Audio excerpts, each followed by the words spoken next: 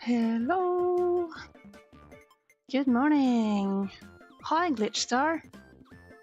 You have awakened. Nice. I hope you have a nice weekend. Have had a nice weekend.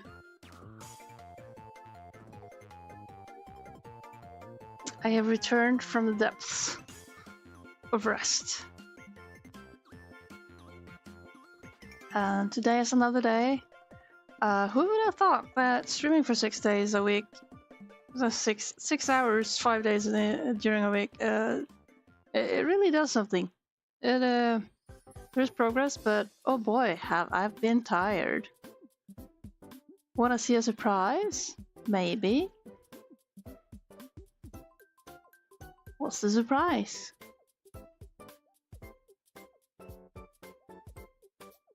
Ooh! 3 stream streak! You're on fire! Nice! That's awesome!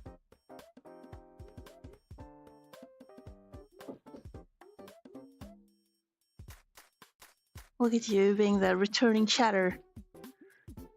That's wonderful. Now I suppose it's time to get started.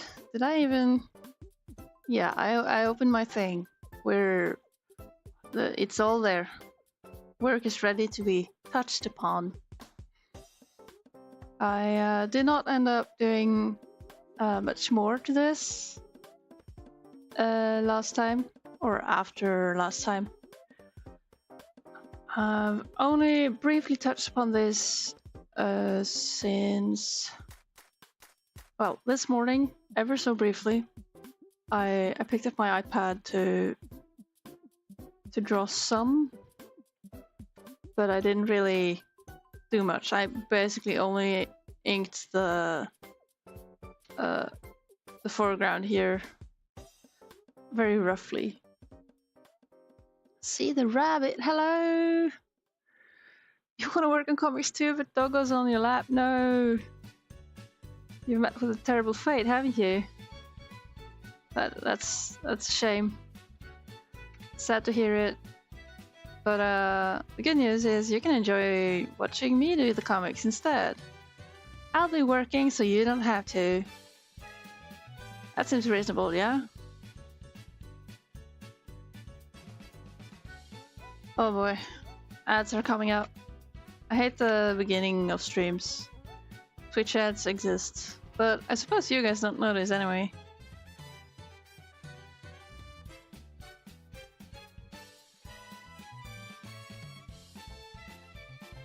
I don't know how efficient those today's ad blockers are. Not that I would tell you to be using an ad blocker, of course not. You check my videos? Ah, I'm glad you like my paintings. Nice, thank you.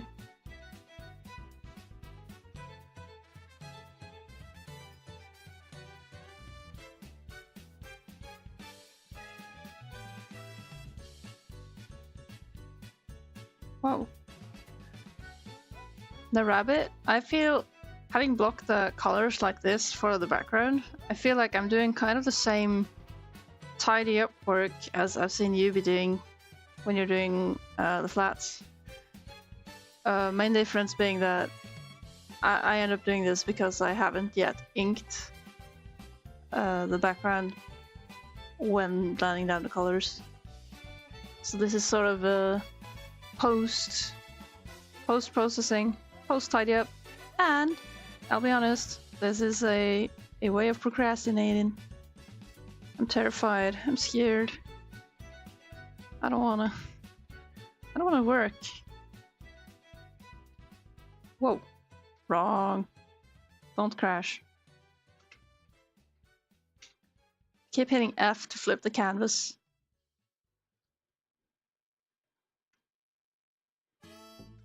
Okay, this one.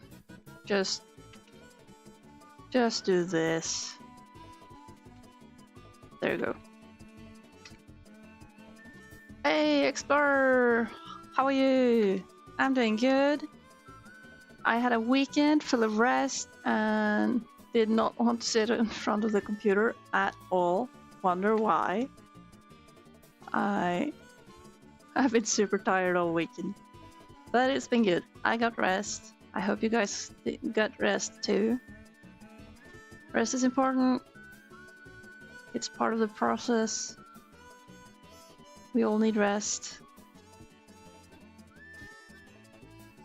You feel awesome. Nice. That is a good Monday mood. Been posting a lot on your socials. Oh. Noise. Some social butterflies. Oh, come on, just do this the quick way, please. Oh, yeah, I can tell that I have not been using my computer for 2 days now because I keep hitting the wrong buttons. Oh. If your backgrounds are too sketchy inked, you just paint the background. This is a clean up flat thing, it can be boring. Oh yeah, the clean up flat thing is super boring. Since we're kind of approaching it from different edges, or different ends, I should say. Oh, come on. Where you have already inked your backgrounds and they tend to look pretty good, and then you have to color them. Well, I'm using the color in as a way to figure out the composition, because, yep, it's boring.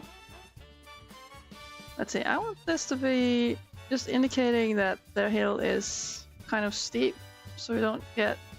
It's kind of unfortunate that I'm letting the leg here get masked behind the captain, just for readability, but I'll let it be as it is. I will not be bothered to fix that. It's okay that stuff isn't perfect, as you know.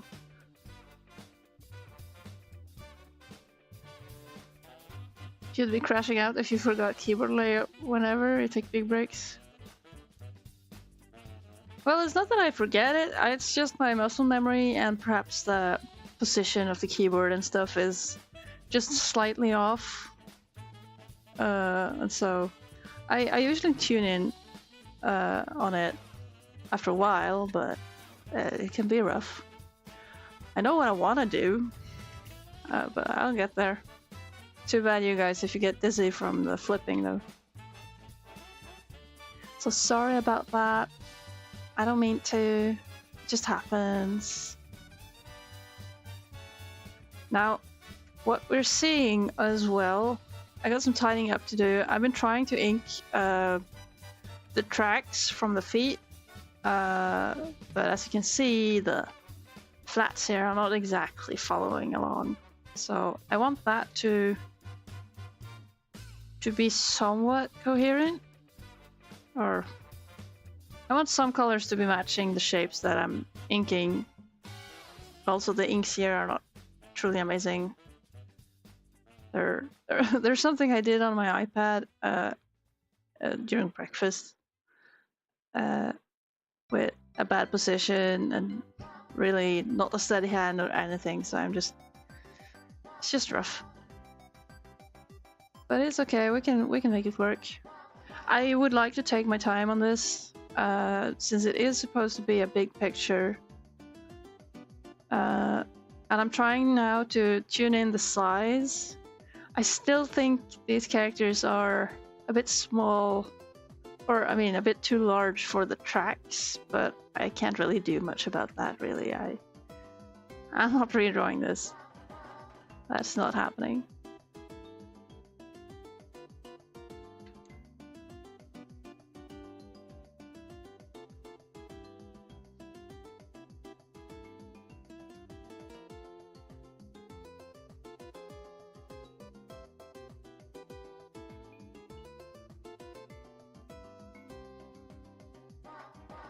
As much as I like the inks to do the shade work, I do enjoy when the colors can reflect that too, so I want to keep the the drop shadows in this sort of darker color, just for flair.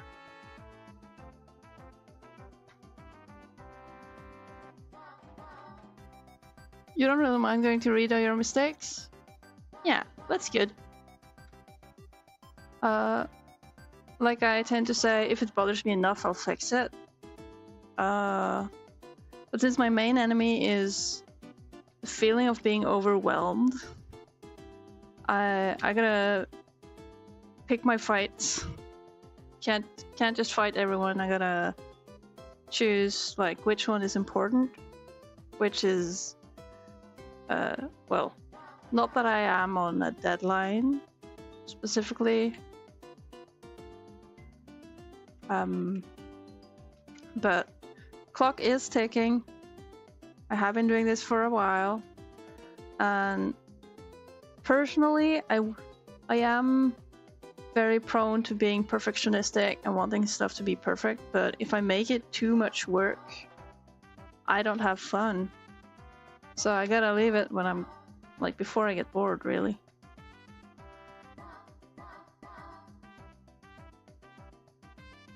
But that's all depending on what you want to achieve with your stuff as well. And correcting mistakes, that's completely fair. I think my least favorite thing is whenever people, if you do give some feedback to someone, they will start coming up with excuses for not going to do anything about it.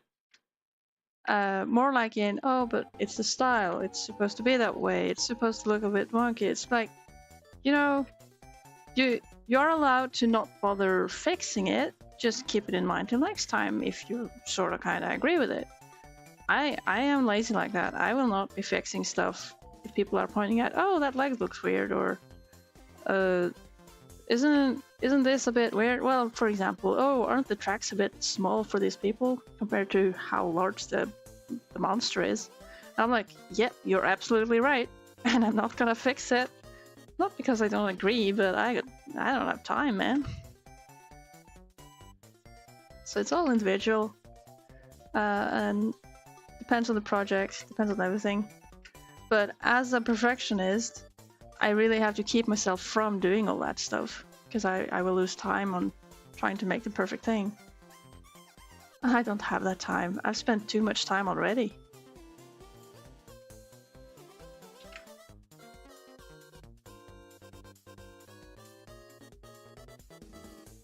Now, for this week, I suspect there will not be daily streams like last week, but I will not say never.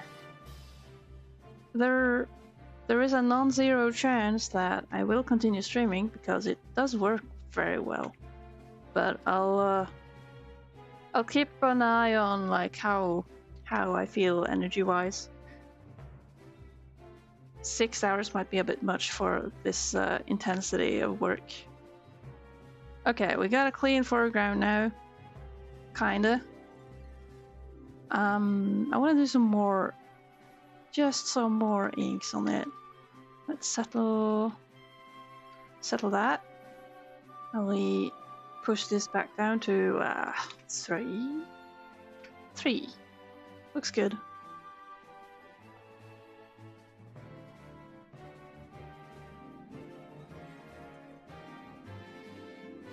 Like if I'm drawing something and I cannot make it right, then I will just have to accept that, well, it's like that now. I can't figure out how to fix it, so I'll just have to exist in this state until I either solve it and know what to do, or it'll just be like that. Which is okay. The cool thing is that it does exist. And that's what matters. And like I keep saying, these fixes can wait till like somebody is doing the feature film adaptation.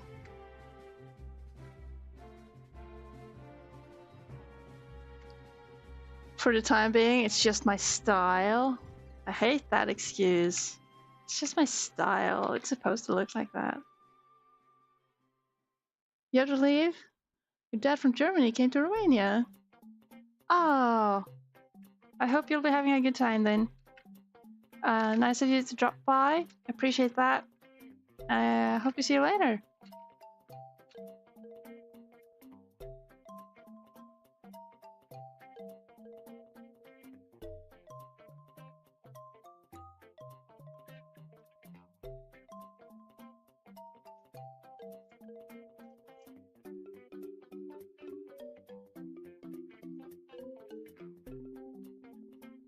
Thanks. I will have fun. It's just more fun when streaming. Streaming and yapping and listening to Mario jams, Nintendo jams. It really helps. Nowadays it really helps. We'll see how long it takes till I have to find something new to keep me going. It's the ever-changing puzzle of figuring out what makes me do the thing.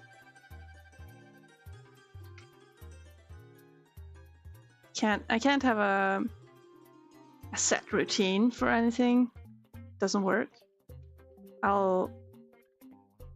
If I stick to it for too long, I'll go crazy and frustrated and unmotivated. So for me, it's the ever-changing puzzle.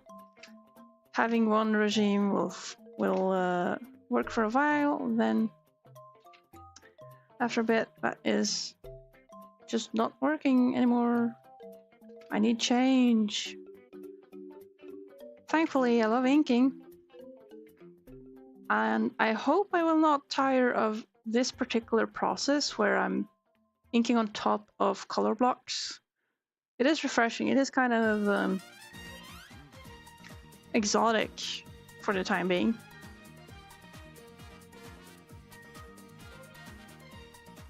It's since it's not something that's part of how I've used to do things. It's kind of interesting and nice, and it feels a bit easier actually than trying to do the composition in pure inks first.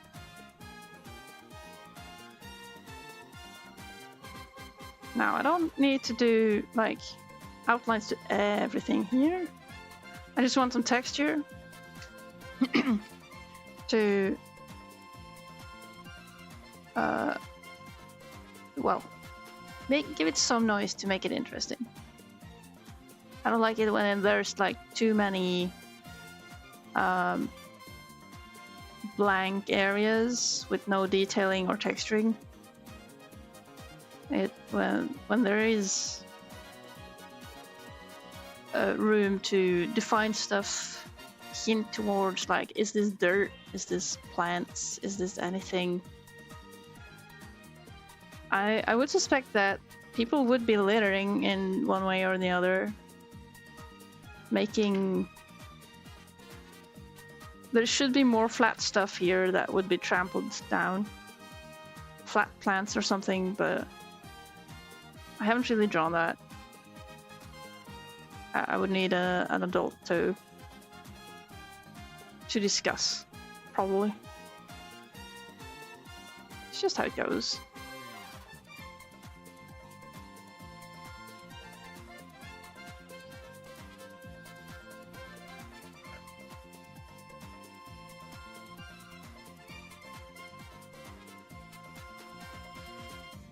Now, this is too rough. You can't do this. This is bad hatching. It's directionless, sloppy, doesn't tell anything other than like, okay, there's some shading here. So this, I will not delete it, but I have to work on it some more to make it communicate. There's no reason for it to be like that specifically there, but we'll make it work. Oh yeah, and this is below the crop mark. I shouldn't bother.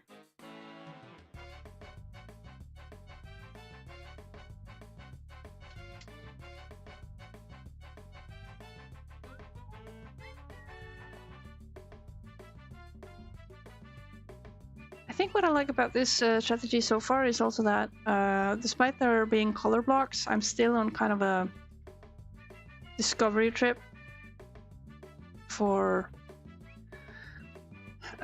playing around and figuring out what is actually in the background. It's not like, oh, I got this background, time to fill in the boring parts. No, I'm still exploring. I'm adding some noise here and there. That feels interesting. Okay. Okay, that is enough of that background. Except this part bothers me. You must die. We redo that one. Just didn't sit well.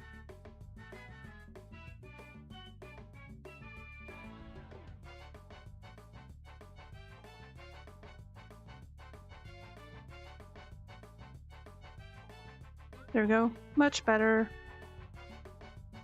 There we are at the redoing. Very good. I also gotta just fix the little sloppy parts here where it's not quite within the boundaries. Okay.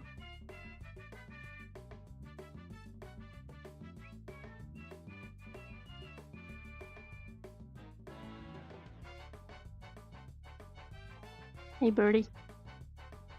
Get my monitor, birdie. I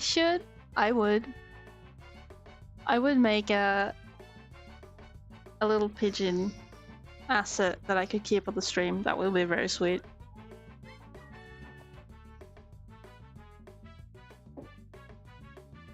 Would be cute, and I could have it.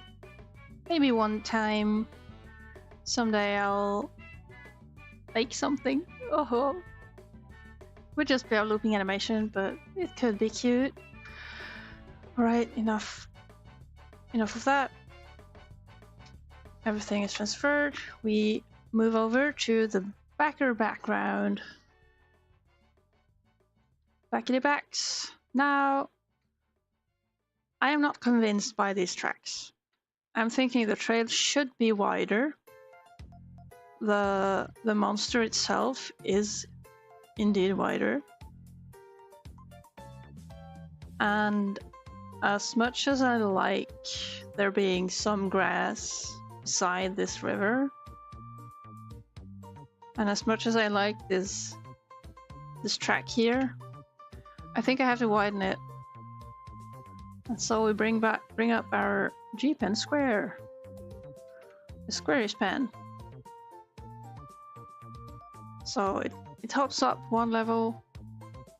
Maybe I'll avoid those. Yeah, like so. I can make it like this. Just widen it.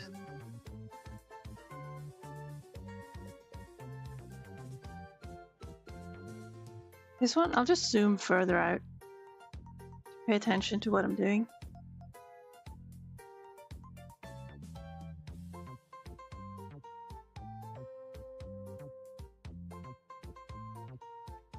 I also like how it sort of works like masking, in a sense.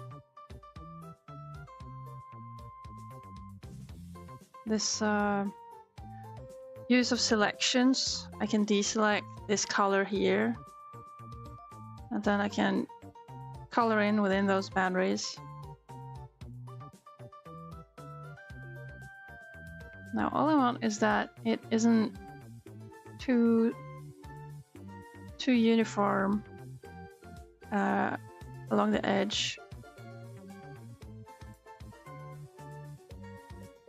Alright. As a path, it looks better.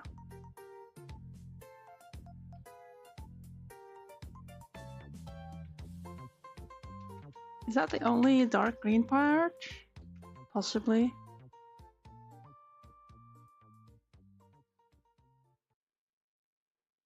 We'll see if this matters.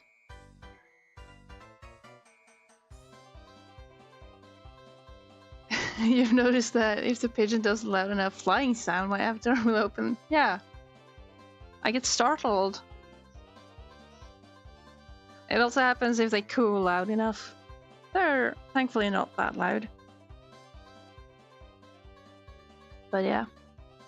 If it flaps away, I will jump and gape. That's a nice effect though. Okay, so now what is awkward about this? We have this 4 tracks. They're just too symmetrical. And I hate it. This, the monster has obviously been walking down this path plenty of times. And so 4 tracks like this wouldn't be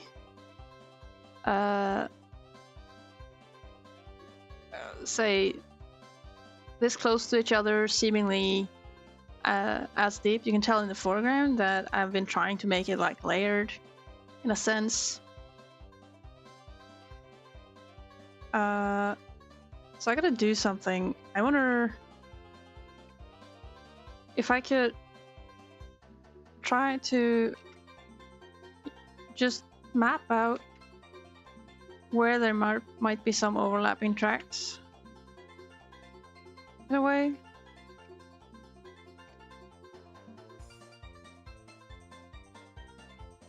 Like raindrops. Raindrops hitting lots of places. Like there-ish.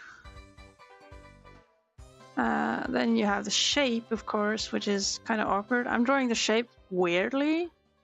I think that the creature's actual prints are more like splayed feet, like this. But I'm currently just doing this egg shape. It's quite toony. So I'm not getting stuff right. Because I'm just that good, you know? That good. I'm not going to get better. I can only do my best. And I gotta make sure not to overcook myself.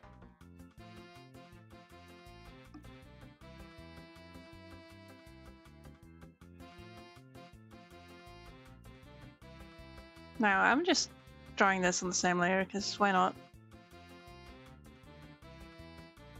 Now if this thing stepped on grass, it would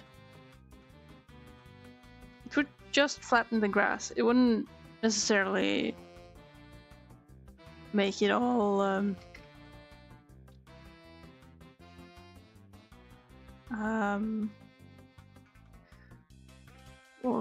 how to say it, trampled.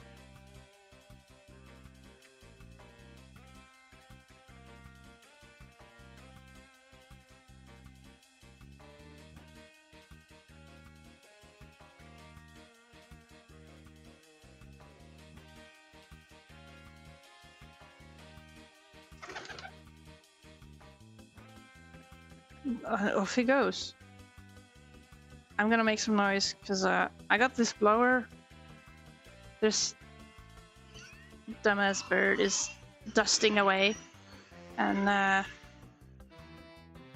got dust in my coffee, dust on my tablet. I have to be good and blow it away.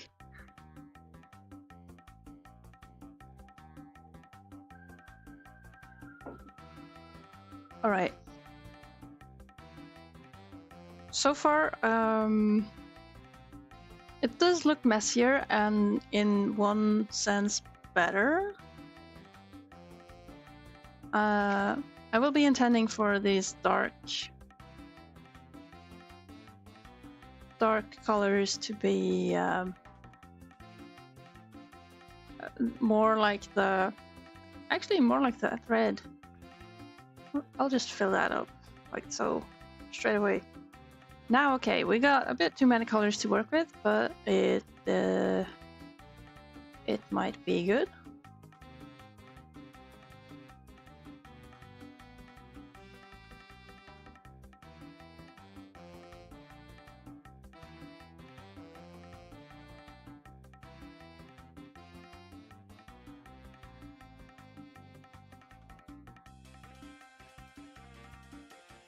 This is so hard. Trying to overlap things.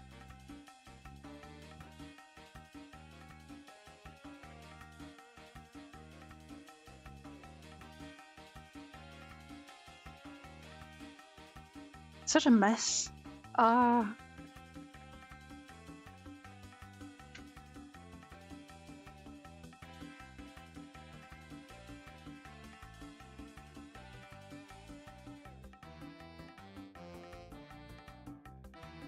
Like here. Should be like so. Then that track gets interrupted.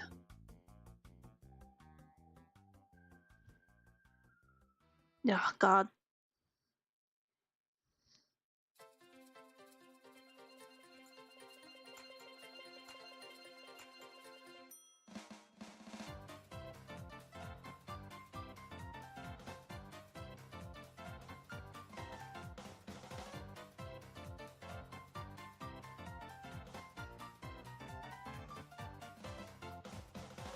Well, Rabbit, how's the dog?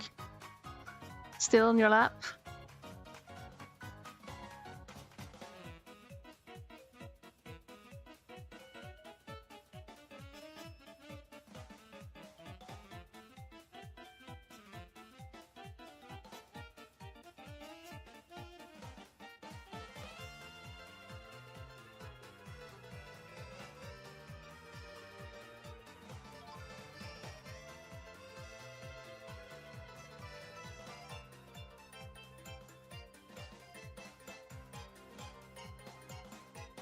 You've been free for the last 30 minutes. Neat. Awesome. Yay, we're working together. Welcome to this co-working stream.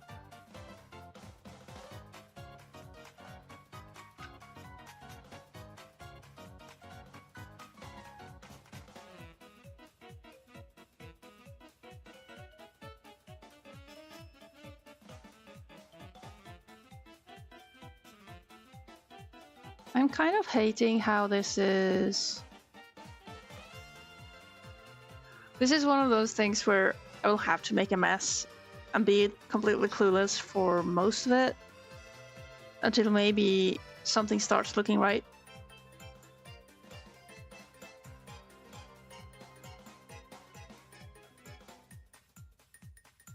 And meanwhile, I'll be so confused. Oh.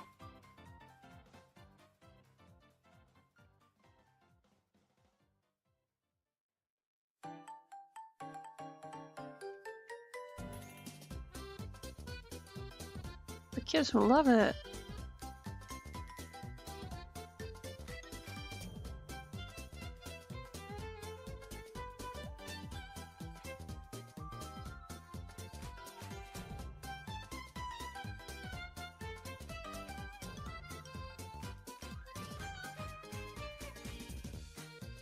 I think the goal will be to over time erase these darker lines to make it work with its own implications by itself. You have a feeling of being lost every time you do a forest background? Well, it sounds appropriate, doesn't it? It's kind of how it is. No forest without getting lost.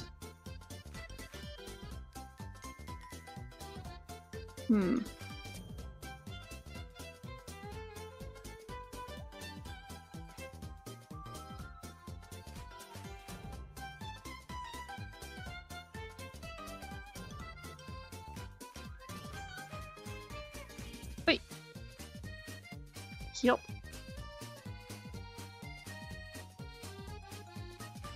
And now what's happening here is my Venn diagram from earlier.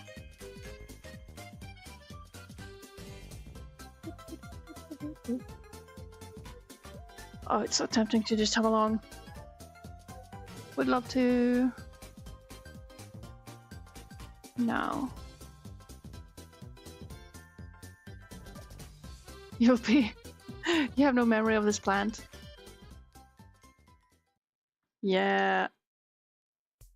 Yeah, that's why I try to avoid the actual sketching of the backgrounds, because forests are messy, and boy will I lose interest if I will have to first sketch it in quite high detail and then ink it later. I'd be like, oh, this is kind of rough. I can't really tell what it is. What was thought behind this? No. So I'm skipping all that, which is why I do the color blocking thing instead. Which, for the time being, feels a bit nicer. I think this is just a blank area. I'm not sure if this is supposed to be like a higher point of things.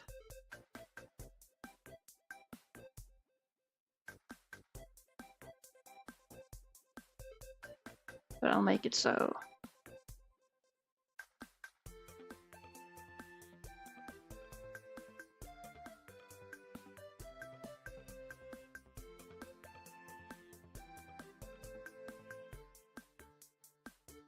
Some overlap.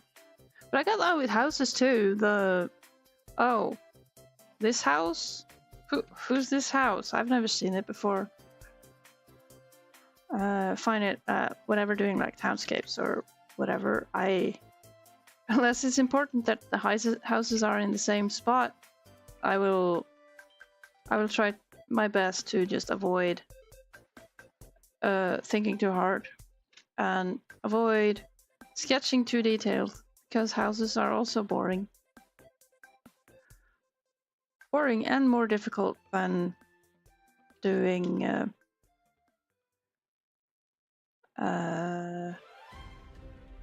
just woods. It's kind of fine, like you in a forest environment, you have the freedom to make hills and stuff happen.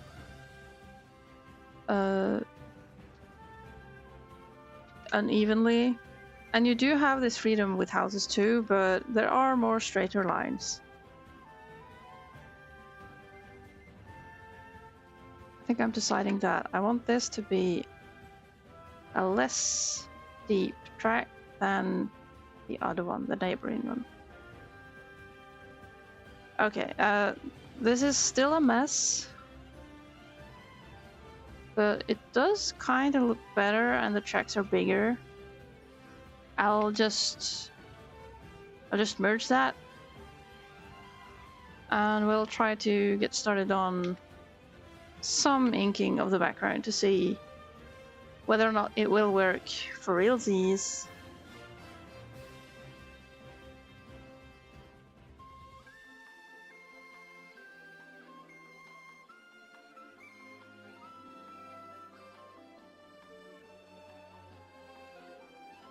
This is like flat packed grass, probably. I'll try to take my time with this, since I do want it to be good and not too confusing to look at. But what I do like better here is that it seems like the tracks are very uneven and sort of hard to see, which makes it more forgiving on why the pirates are like ignoring the fact that it does look like gigantic tracks, because they are, you know. They're like, no, we did a treasure. Very nice. I am contemplating on adding some weird people around in the forest in the background somewhere, because it seems like they should be quite densely hanging around in places, and how these guys managed to just avoid them entirely is kind of a mystery to me.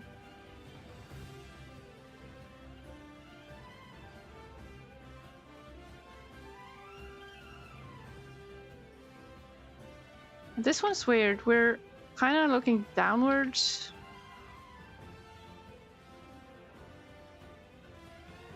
Oh, this is making... This is being a steep one.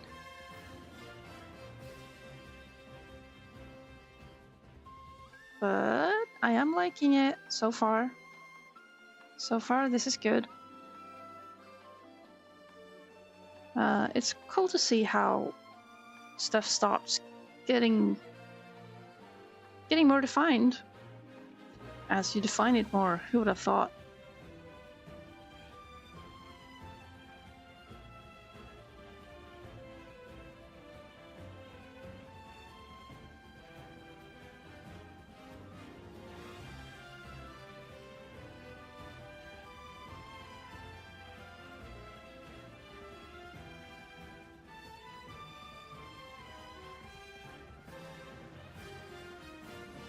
Did you sneeze?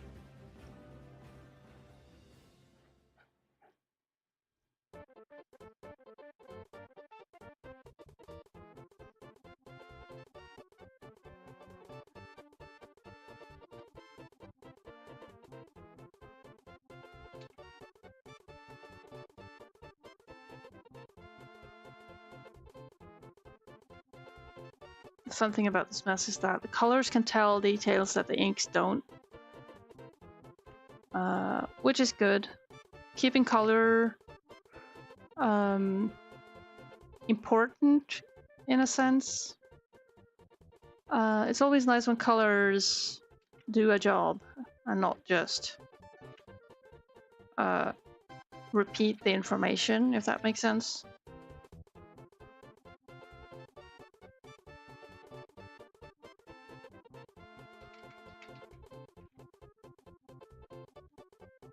Like, I have that view on shadows as well. There's little to no use for shading where that merely repeats the shape. Like it follows, for example, if I were to shade Simel, like if I'm like doing this kind of thing, just following every line, that is bad. That says nothing new about his shape, which is why it's better to be a bit bolder and, well, if light's coming from somewhere else, I could fill in huger areas and just go across the shapes and everything as a way to, well, add information rather than just repeat it. Makes it look more interesting and avoids triggering the unease that comes from just following. There's something awkward about the, like, going parallel to what they're seeing. I can't really explain it, but it looks annoying. Like just an echo of the inks in an uncomfortable way. So that's the shading tips. Have shadows do show new information.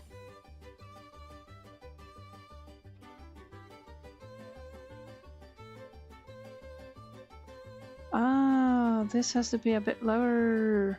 Or I'll just make this a bit bigger.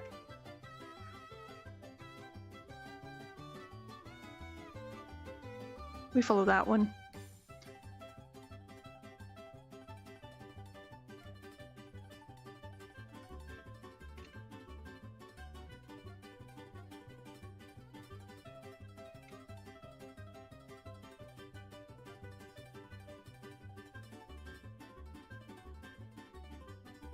Wait, why is the brush like 1,000 wide? Why is the brush so big? What happened?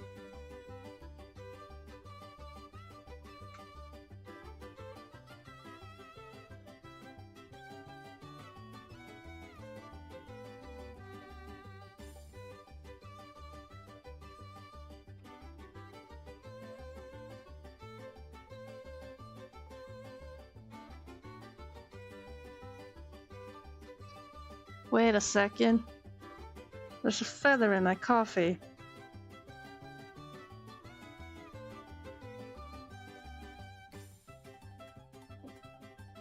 rude.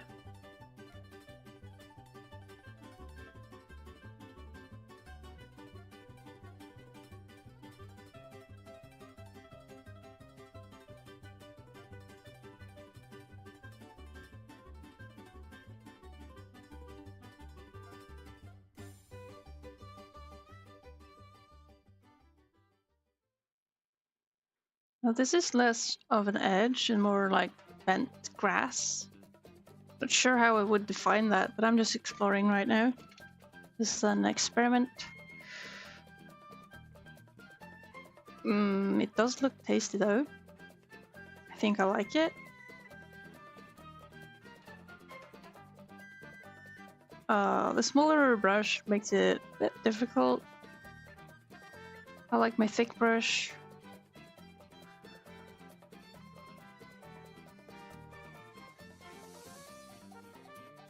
Thank you, Explorer. Glad you like the background. We're getting places. We're making it look good. And messy, but mostly good. Like if I turn off the colors, we're starting to see bits and pieces of what's making up the track. And the goal will be to have it look pretty darn cool. Without color, and then colors help defining more of the mess. But overlapping tracks, I'd never consider that. It is kind of hard. But my solution to that is just giving up on understanding it and just do something whack and messy and see if it reads. It's kind of how I run with doing live drawing. If I am doing live drawing, I will be like, oh, that's a weird angle. I can't really make aesthetic or whatever, but I'll make something out of the shapes. I'll just accept that they are weird and hope it reads. And looking back on those things, it usually works. So that's cool. Wait, is this part of some other track or no? This is like so, okay. There's just this here too, which is from probably an older track. I think the rain rings strategy here wasn't too bad. It was a cool way to start defining or start like mapping out how things look. So that feels nice. Now we don't want any inks to invade much of the character space.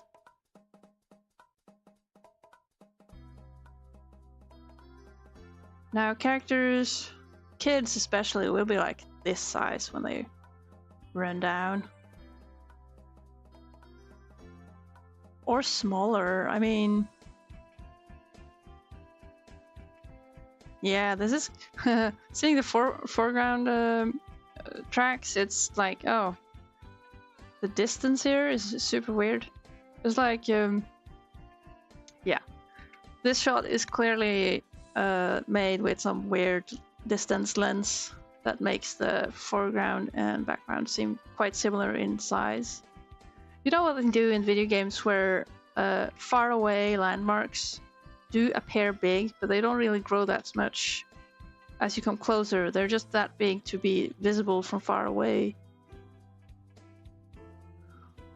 I feel we're having a smidge of that in this one. More flat grass.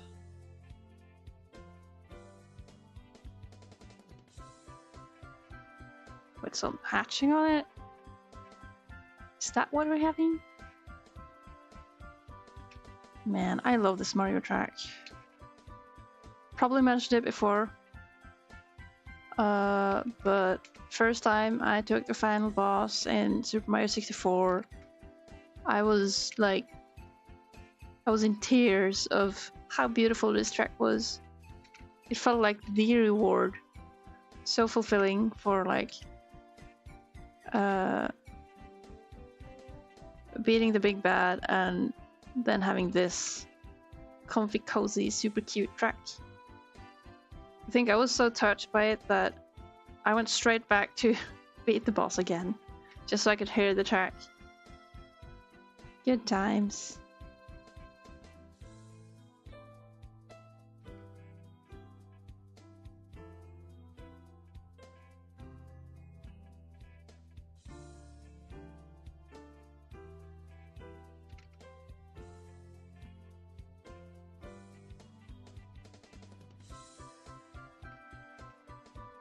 Have you guys played the Super Mario 64?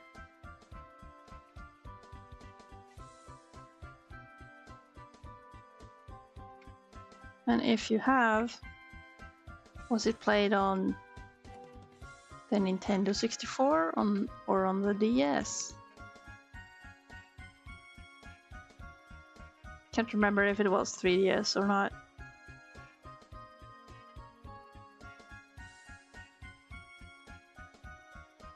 So the DS version was fun with being able to play as all the characters. Wario forever.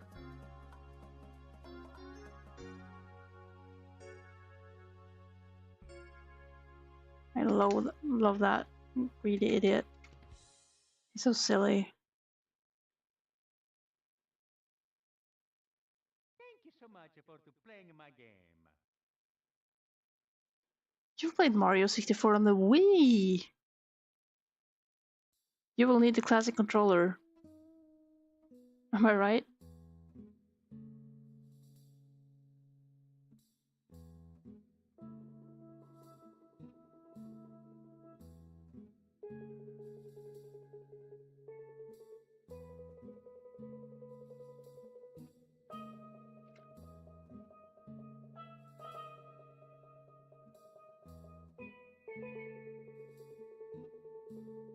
The GameCube. Nice.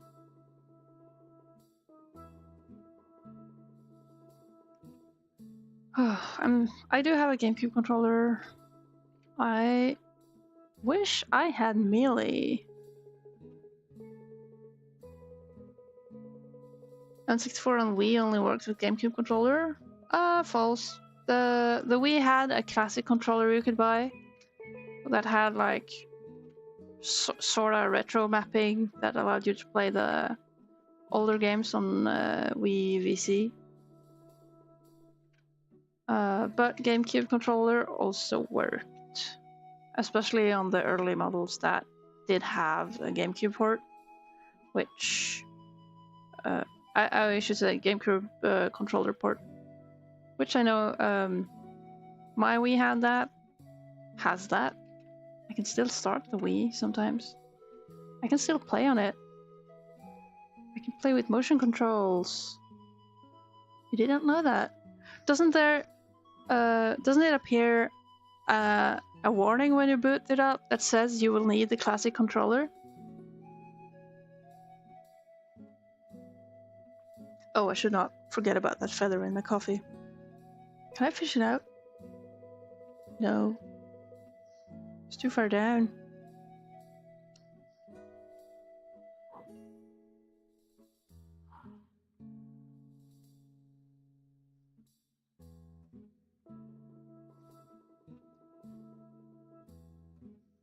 I'll just hope that the little feather will stick to the wall of the mug or something. Don't remember. Been so long since you put it up, Annie. Oh. Yeah. Oh, I should really start just playing Wii games. I've been thinking. Last week I was like mumbling about, oh, maybe I should do some gaming. Well, yesterday I figured, oh, I wanna play some Switch. I'll boot up either Breath of the Wild or Tears of the Kingdom. Probably Breath of the Wild.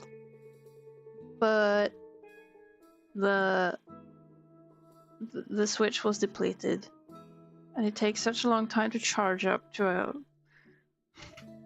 a battery level you can actually use. Bang, that's a big footprint. Heck yeah.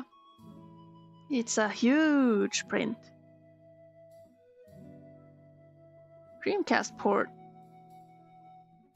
What? I am not familiar with Dreamcast.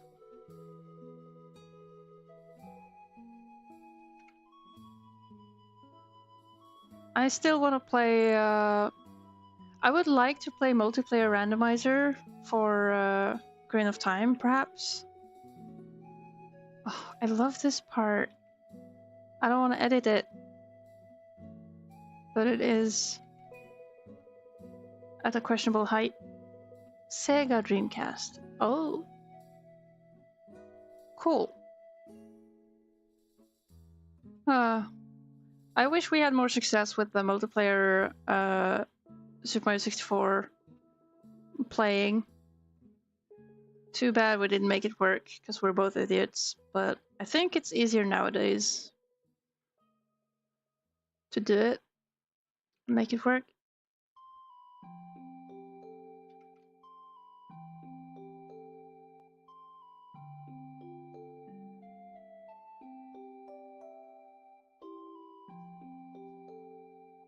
Would be fun to play Ocarina of Time randomizer with perhaps not multi-world. I don't know the names of all of them, but there are some settings where you play in your own world, but you can find your friends' items and vice versa. But there's also a game mode that allows you to just find each other's item. No, if one person finds the item, it's finding the item for both.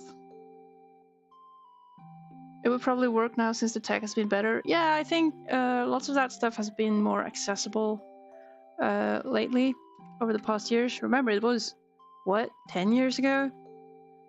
Around so? Since we tried making it work. That stuff has become more common and better, like more developed over the years. So I think we would have luck with it if we decided we want to try playing again.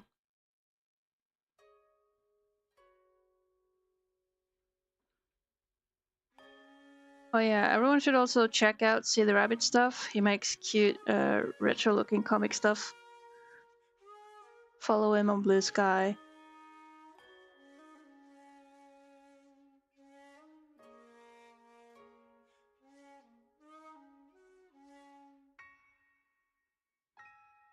That's a shout out to the See the Rabbit. Hey, can I do that? Can I shout out?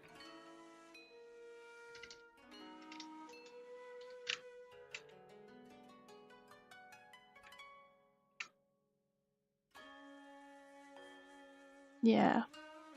Not that you stream, but I'm shouting you out anyway. Hehehe.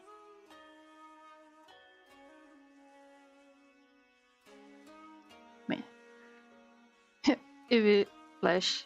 Yeah. You might not be streaming, but you make comics and you post stuff from Blue Sky. So everyone check him out.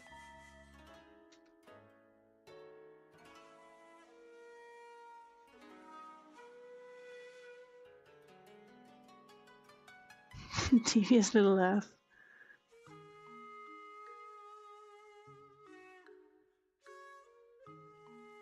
Okay, what am I looking at? What's happening? It looks kind of like you got this going on.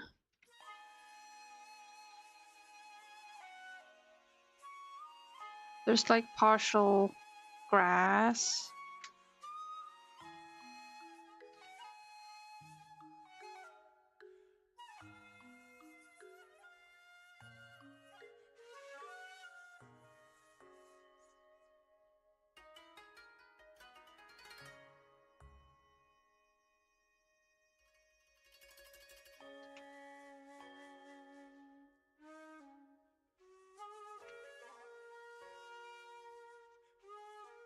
There's a little rock. This is kind of a process that can't really be rushed, I feel.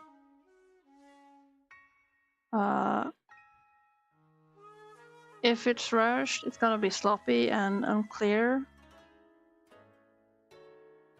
So slowly does it. This is also a rock. Whoa. So many rocks.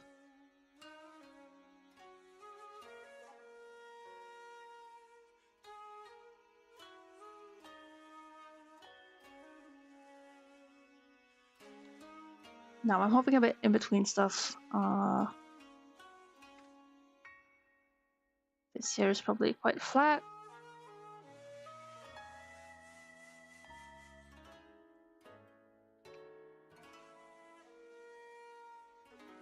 This is way more defined than how I've defined this area earlier.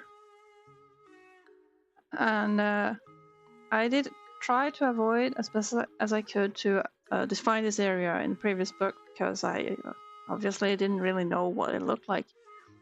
In the beginning, the first people, they are finding the ruby just inside here by the entrance, but the rabbits, the rats are going to enter and walk in a bit deeper into the dungeon cave place.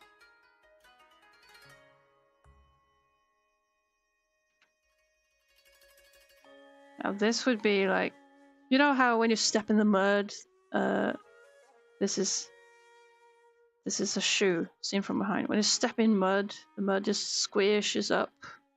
Bluff. I feel like there should be some degree of that here. Maybe?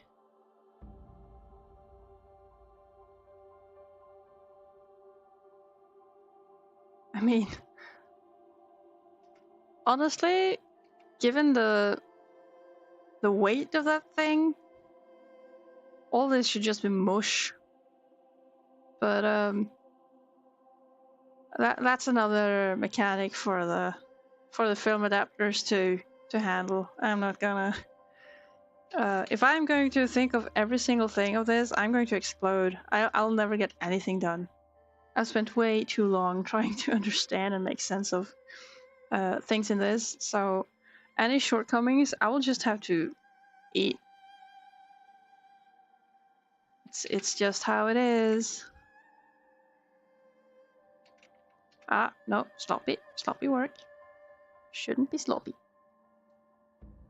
The island has become strong from all the stepping. Yes, correct.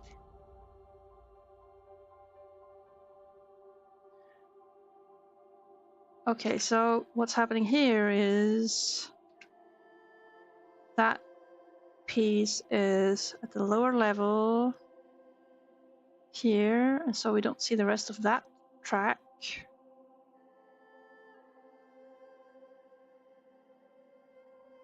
Being stepped on builds character. Yeah, that's right.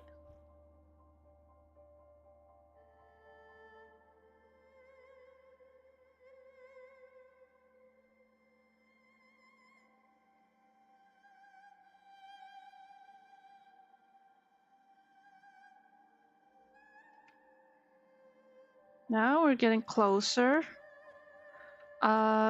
Just to not forget what I'm doing, I should fill in these parts. Actually, oh, dang. Am I not? Why is it?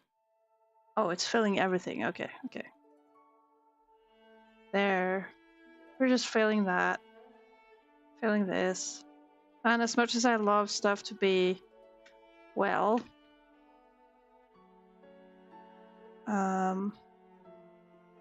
clean without the lots of weird in between bits and pieces, I shouldn't be cleaning all that. I should not mind.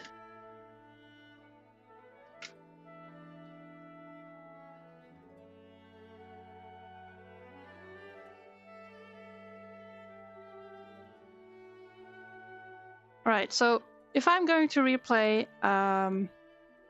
a Switch Zelda game, should I go for Breath of the Wild or should I go Tears of the Kingdom? Have any of you played it? I've played both. And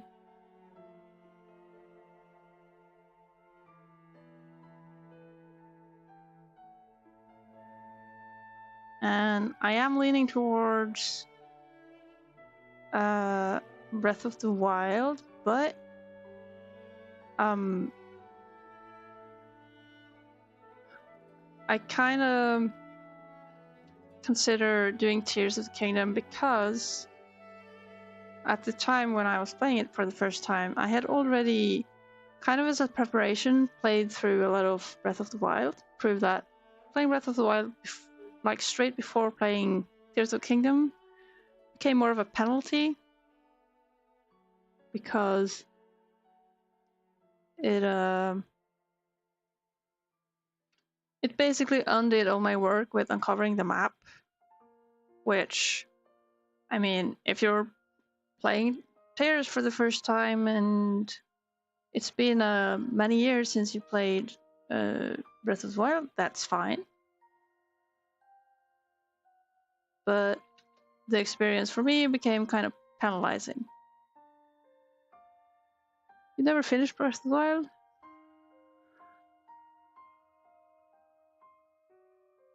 Lost interest?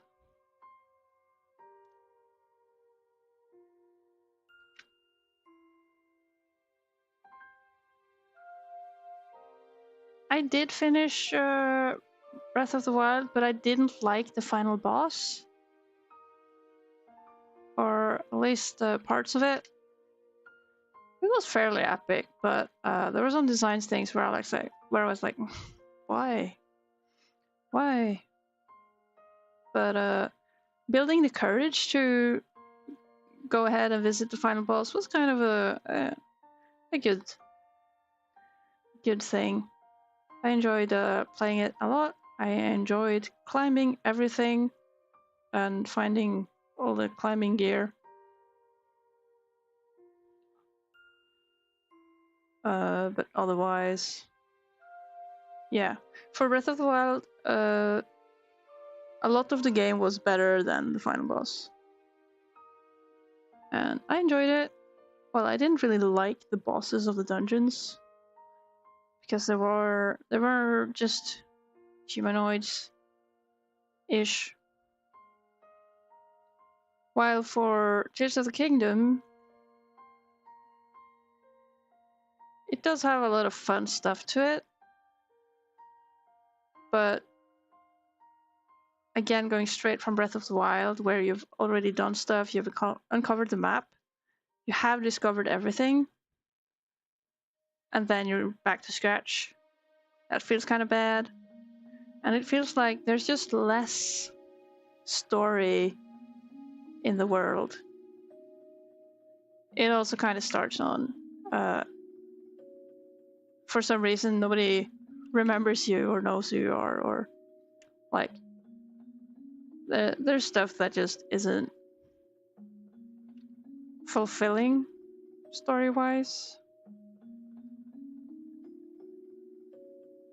Oh yeah, also all the Sheik attack is just gone.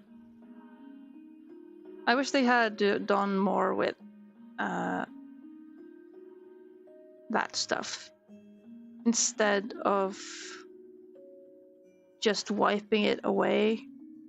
They could have made use of it or done some progression, but instead they made a whole new concept with it. What I will say is that Tears of the Kingdom is also very fun because of its physics gimmicks, which you get to play around it with. That's very fun. But I really hated the Koroks, and well, physics stuffs are fun. I'm not good at it, so it's a bit awkward for me. But the final boss was great. I love the final boss. So while I like many of the aspects from Tears of the Kingdom better, I'm wondering if I should be playing Tears of the Kingdom rather than Breath of the Wild, just because I kind of missed out on a proper experience, if that makes sense.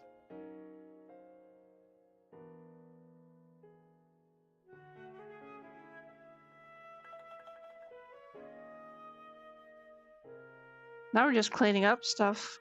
It doesn't have to be super clean,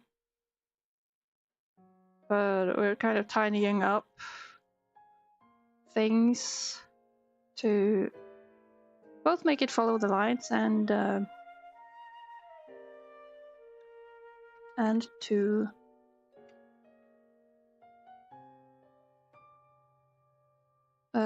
get to like settle the shapes I've been defining with the inks.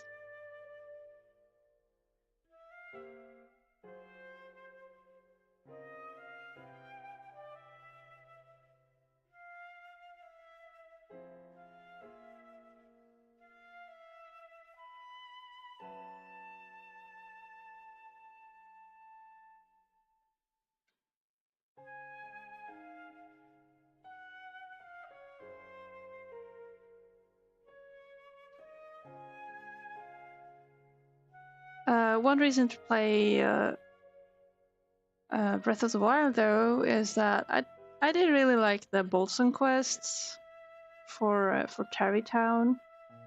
It had just the cutest music.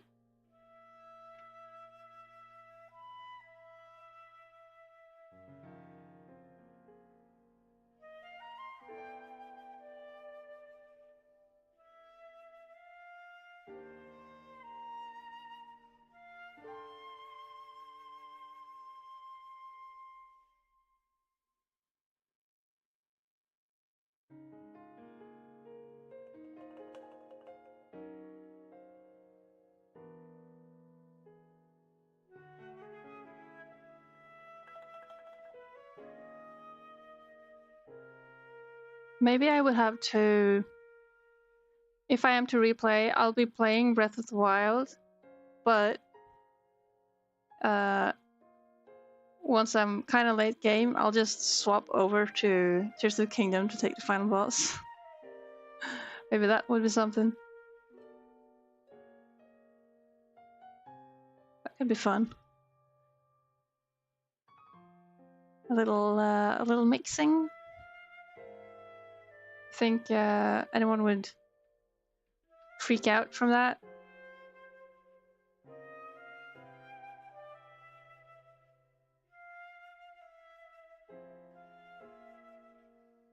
One thing I do wish is that you could like decorated the horses more.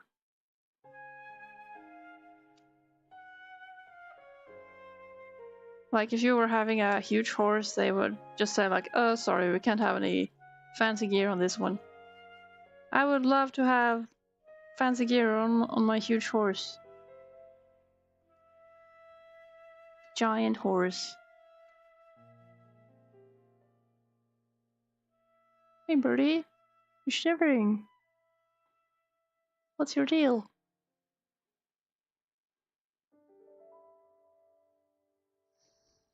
What, did it bother you?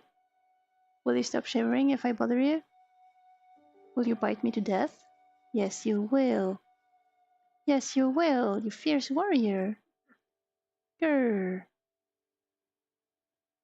Yes, you are so fierce. While I cuddle you, you bite me to pieces. That's super sweet. Yes. Yes, you are.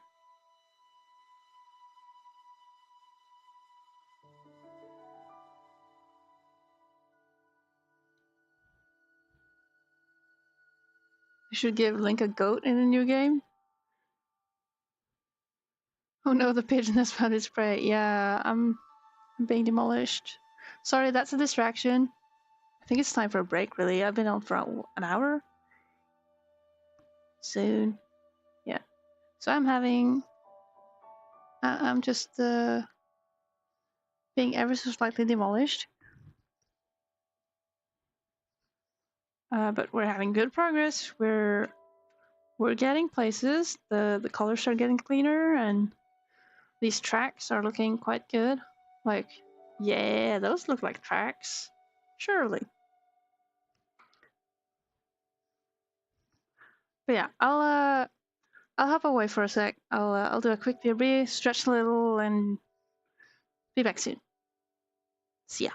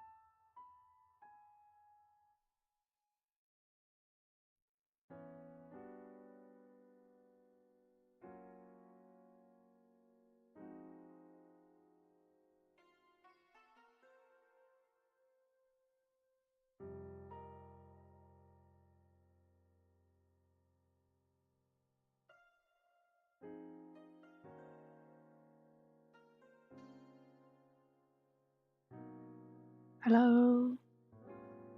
I return. Short break. About to drink the feather. Oh, come on.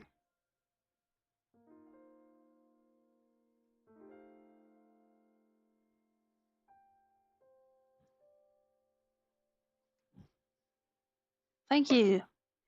It's good to be back.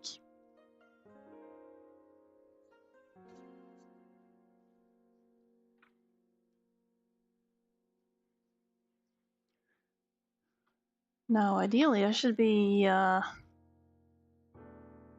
doing things, checking stuff. I was trying to change the info on my YouTube channel, but it says that the updating is failing. I don't know what that's about.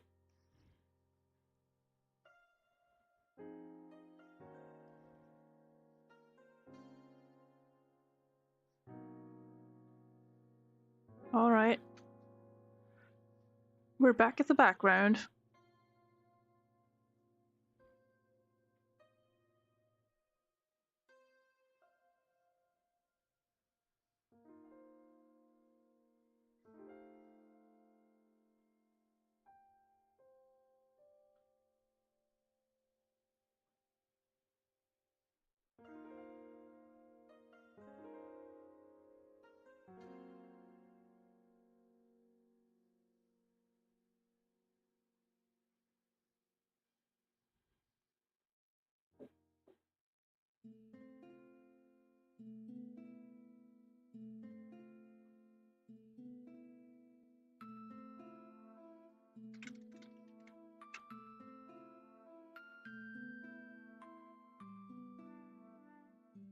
No, I'm being quiet for a short distraction.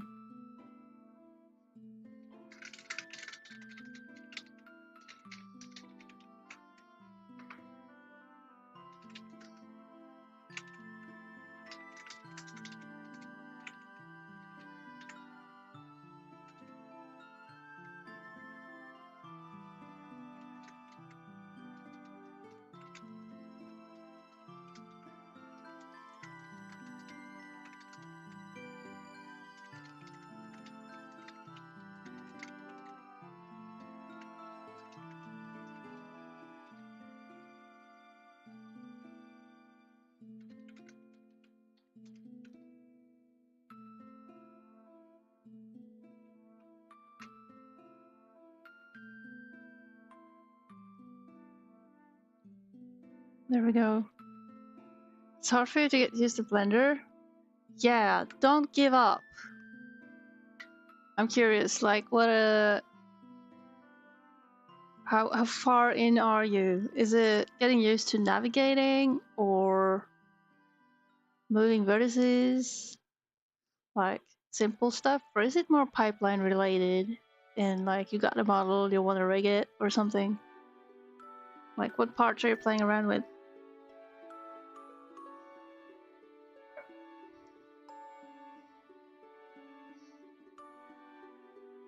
Oh, now you make me want to open Blender. Still navigating in 2D Blender.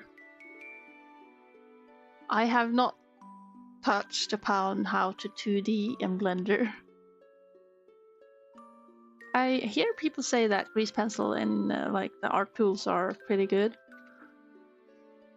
though I've yet to understand it.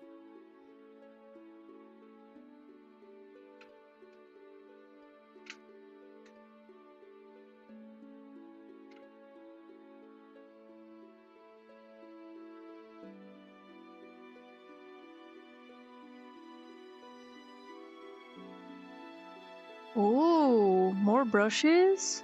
Hey. No, you're making me want to check it out. Ah, would love.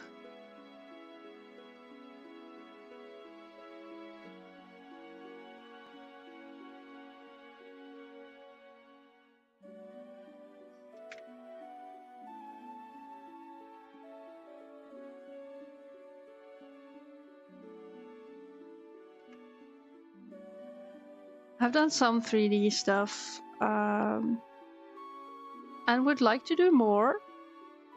There's this. I always thought of doing way too ambitious and long-term, challenging projects, which, well, naturally I start working on them, but then sort of life happens and I don't have the time to work more on it, and so I gotta abandon stuff unfinished. Never feels good, and I would feel that I have not accomplished anything in Blender, though I have, of course, received a fair amount of training. There are, if anyone is interested, I think there are some streams where I have been doing Blender stuff. I think it's especially funny. Not sure if I was doing the multi-streaming thing. But I did a stream way back where I was modeling something that was supposed to be a table sign. And I was struggling a lot.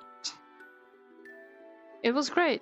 But it was also funny to be like a complete idiot in Blender and trying to make stuff work.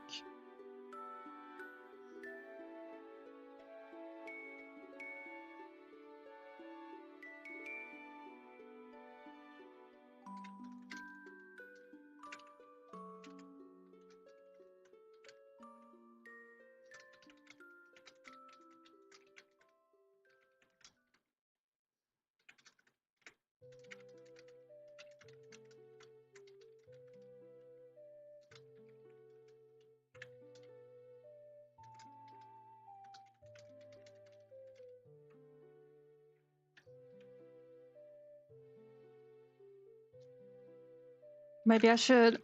There's this other streamer. What was it? They call him Blue. Blue. This is embarrassing. Blue Wolf? Where is the guy? He's been popping by streams once in a while. It's embarrassing if I forget his name.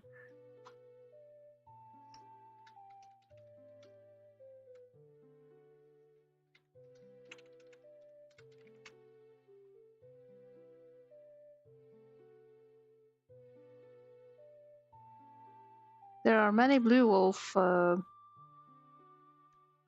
usernames that are not the guy. I should find him. I wanna shout out. Hold on. Yes, more distractions. More distractions.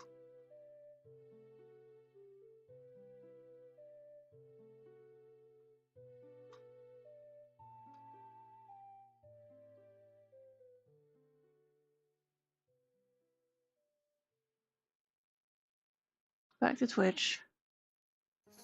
I think I follow. Yeah, I do follow the guy, so I should be able to find him. Oh my goodness, the sidebar. Why is the sidebar following lots of people I don't even follow? Let me look at the people I care about.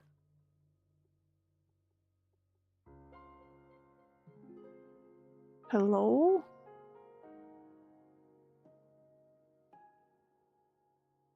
Channels. There. Blue Wolf D. That's the guy. Yeah. Go follow Blue Wolf D.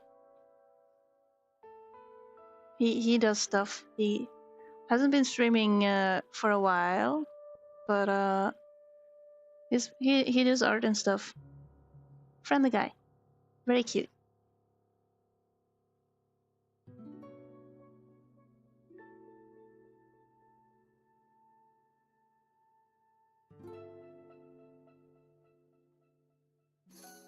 And poor guy. One of his streams, I was totally backseating his his 3D stream while he was being tutored by a friend. Which, oh god. Hey Blue Wolf, if you're watching back on this, I am sorry. I apologize.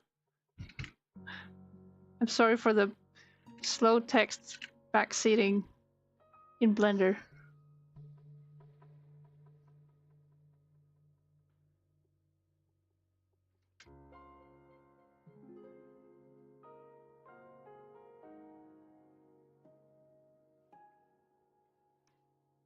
Now, am I tiring of these tracks? Is that what's happening?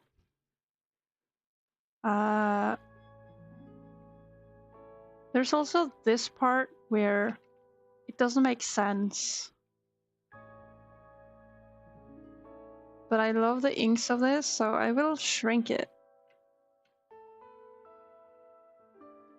Probably. Yeah. That may work. Unless... Oh, it's too much. I like that specific spot.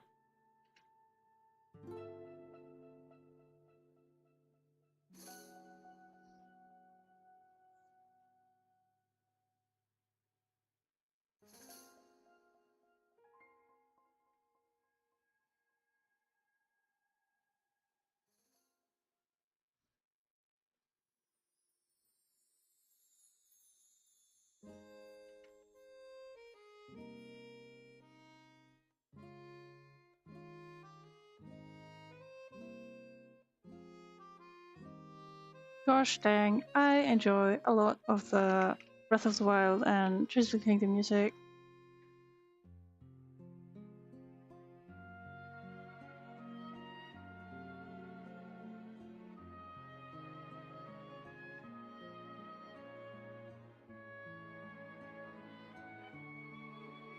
Who? There's a cat in the lawn. But it's okay, Phil. It's okay. It only went by. Did not come here to watch and scowl in. It's very cute. The birds alert me when they see cats outside. They say, who? But yeah, that's okay. We're safe inside.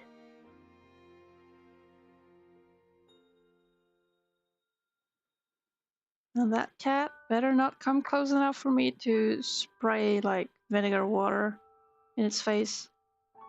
I love cats, but I will have to protect my birdies.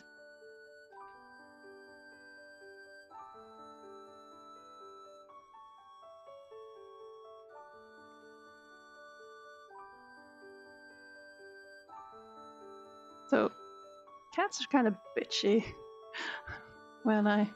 Now that we mention cats, cats are such divas. There was one time there was a cat that found its way into our home while we were sleeping. It started purring and laying down by our feet in the bed. And as charming as it was like, kitty, get out. Please. I am ever so charmed and it hurts me, but you must out. Please exit. How many pigeons do I have? I have 2. Much like rats, it's recommended that you keep at least 2 so that they can socialize and keep each other company. Especially if you don't have the time to be home a lot of the time.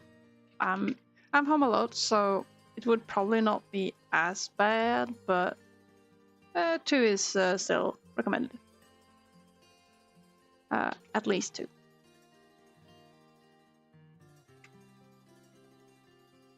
And they seem to be bonding nicely. Playing around, being nesty. Though sometimes I experience that Theo gets a case of Shark Week, where it'll be aggressively pecking at and charging at Chip, the other one, who is for the most time just a chill partner.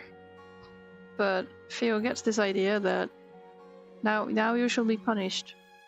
I think that's signs of the birds not having quite enough to do. I forgot. I think it was referred to by Palomacy as unemployed bird or underemployed bird syndrome. That's has been solved though by having lots of straw stuff. Not sure what to call it. But nesting pieces that they can pick up and play around with and look for, and have like just making activities for them like foraging and stuff, where they spend their energy on looking for food rather than fighting, usually helps too. But most of the time they are good friends. It's just that one particular, like a few days, once a month or something, that just feel what's going on with you. You're being mean while you shouldn't. Please be nicer to the one you come begging for cuddles.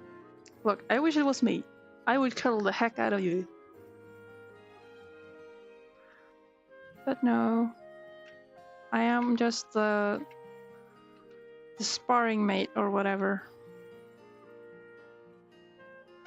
Whoop. Jump scare.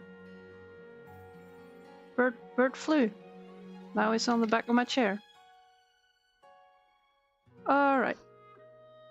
Do I cage them? They have a cage. Though while I'm at home, the cage is mostly open so they can roam the living room.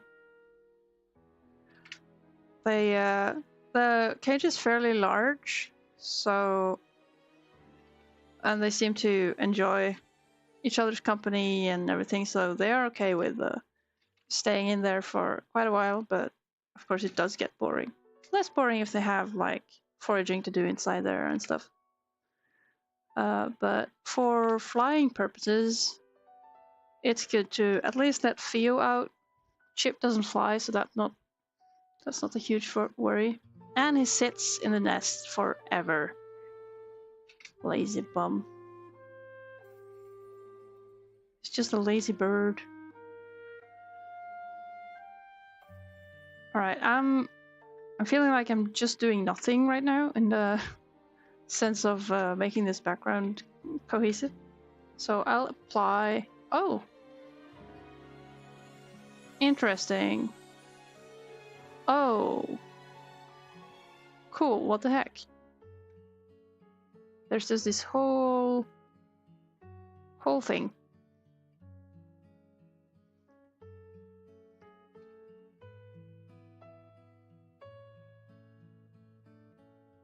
You're nowhere close to animating a single frame in Blender? It'll come. Blender is very confusing. It's basically, when you're getting used to navigating, it's what does all the buttons do? I felt like I've learned a lot from following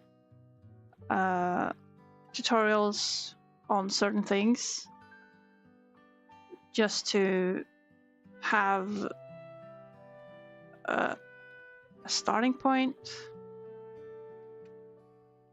But getting to know Blender on your own, for example, can be really rough.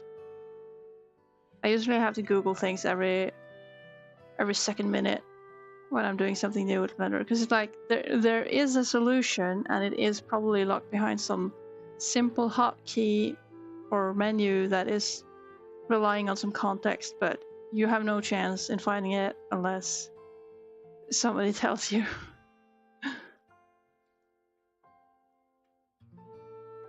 Or at least that's how I experience it.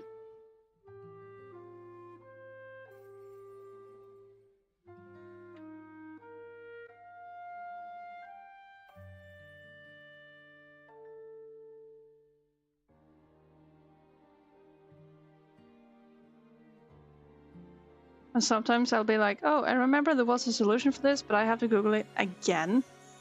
And I just do that repeatedly until I'm like, oh yeah, it's the thing that required this shortcut. I got it now. Yay, I remembered.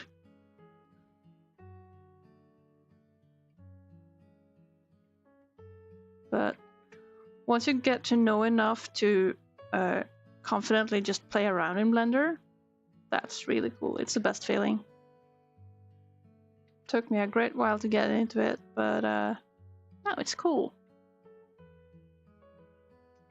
It's not so hard.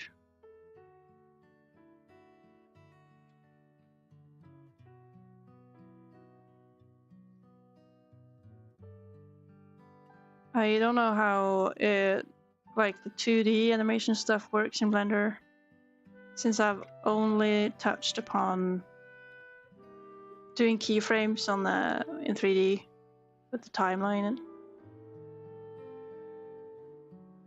would be cool to explore more, though.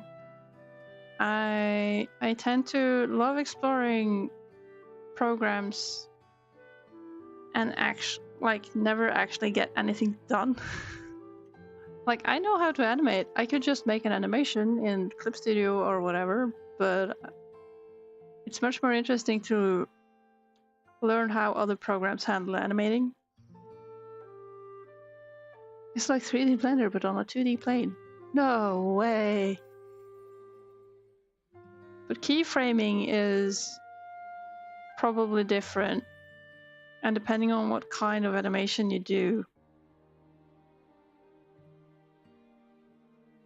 Yeah, I can imagine ways it would be kind of strange for me as a 2D animator.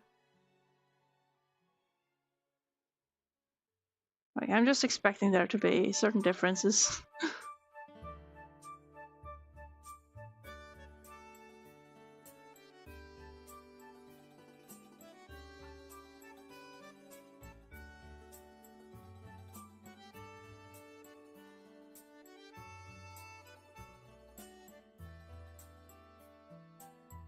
You were tired of trying to find the perfect free animation app?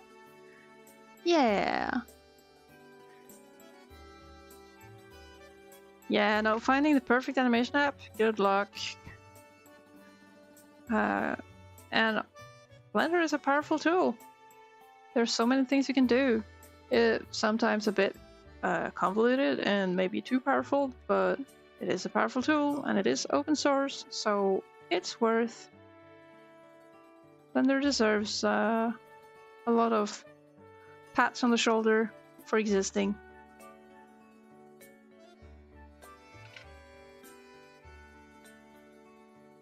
Oh, that's kind of awkward. I see. Yeah, I'll be using this yellow here to separate those.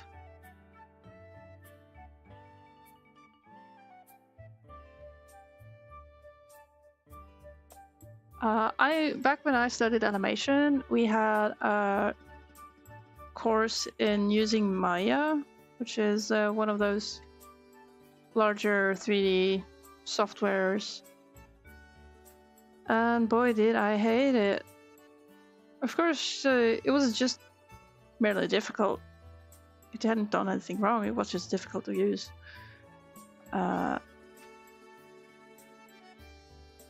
But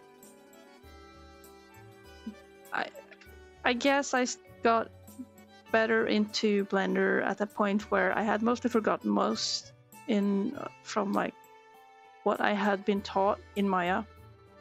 So it hasn't been like a sharp or harsh transition. There were tons of things that were weird.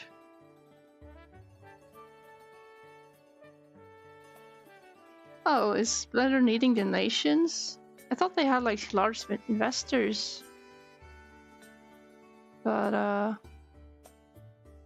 did all the investors just head off to AI hype land, or what happens? Blender has been super well developed and developing steadily over tons of years. What are you thinking that? What's Blender lacking for you now in terms of donations? Or is it just general that, oh, they need money?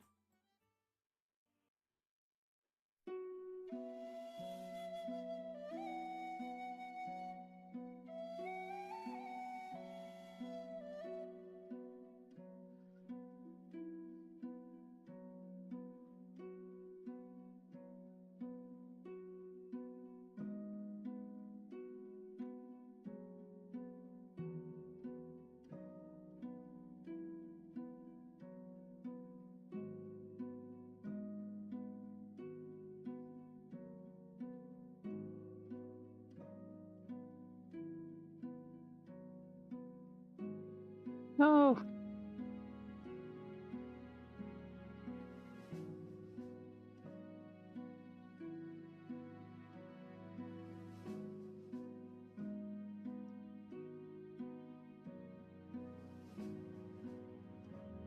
Oh, this thing is such a mess.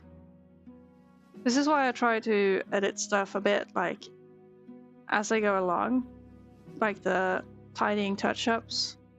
Because it becomes so much. If I were to tidy all this, like, all at once, I would die.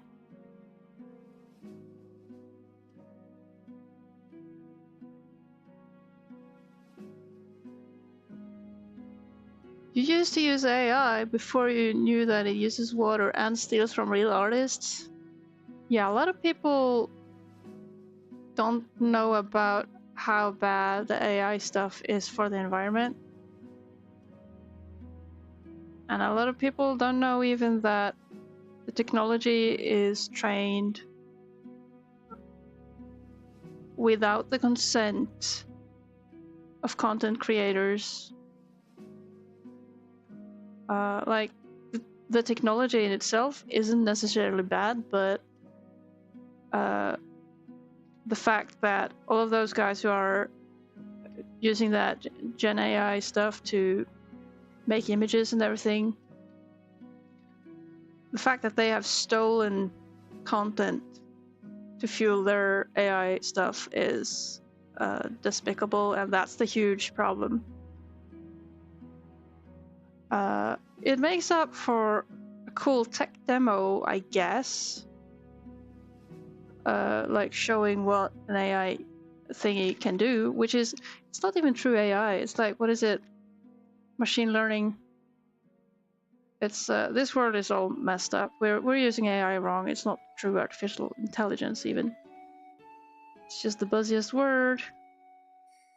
But thank you for caring, though. Not everyone, even people who learn that AI is bad for the environment and it is based on stolen training content, a lot of people don't care. They're like, yeah, well, fuck them. I can make things now. It's like, yeah, but you're not truly making anything. You haven't made anything. It's like the worst version of having drawn over some official concept art. Like, say you love a game and you're like, oh, I wanna do a thing, and you just draw over. You find a picture of some official concept art of a character, and you paint over it in MS Paint to change the hair color, then post it online and claim that you made it. It's like that level of, no, you haven't actually made something. Have I heard of animators getting demonetized? AI moderation? Come on. Yeah, I hope there will be like just tons of incidents of that stuff not working so that people have to get good. Right now, everything is chaos, and I hate everything about it. But if it makes enough inconvenience for people who don't deserve it, those people will get angry, fed up, and start fighting, which is good. We should be fighting. Jokes on YouTube, I don't monetize my videos, haha. Buy my comic instead. Throw me donations on Ko-fi, whichever. It's I don't mind which, but I'll just stay away from monetization because it's a wobbly ship to be riding. But yeah, normal people who would like to create don't necessarily understand what it means to be creating. Making a fancy picture appear, I do that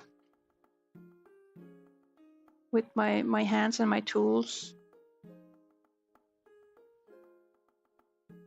Thankfully, I am not demonetized. No, jokes on them. I cannot be so. I don't earn money on YouTube anyway. Haha. I'm just here to deliver content, talk about my stuff, and yap about AI things. But that stuff is scary to talk about as well. There are a lot of people don't understand the technology, and even people who mean well might say something that is not wrong, but it might be taken, like interpreted the wrong way. Like I'm saying, the technology isn't bad, but the way training material is acquired is. I shouldn't even be saying that because that would give pro AI people something to be like, oh, but you said it's okay. Like, I don't want to give anyone hype over AI tools until they are properly handled. And people are showing they are not able to properly handle it. And there's also this thing about the feeling of being accomplished from having made something, truly. What is it that there's this meme picture about some children's show where it's like, I'm gonna draw a house. It's not, I'm not very good at it, but I'm doing it for fun. And then, yeah, it's not perfect, but it feels good to have made something. Like it doesn't matter if it's not perfect. What do people even wish for? I also hope that in other industries, like in the restaurant industry, that people will realize that if they are featuring AI imagery in their menus and stuff like that, they will be considered as having poor taste. Like, it's just such a telling point.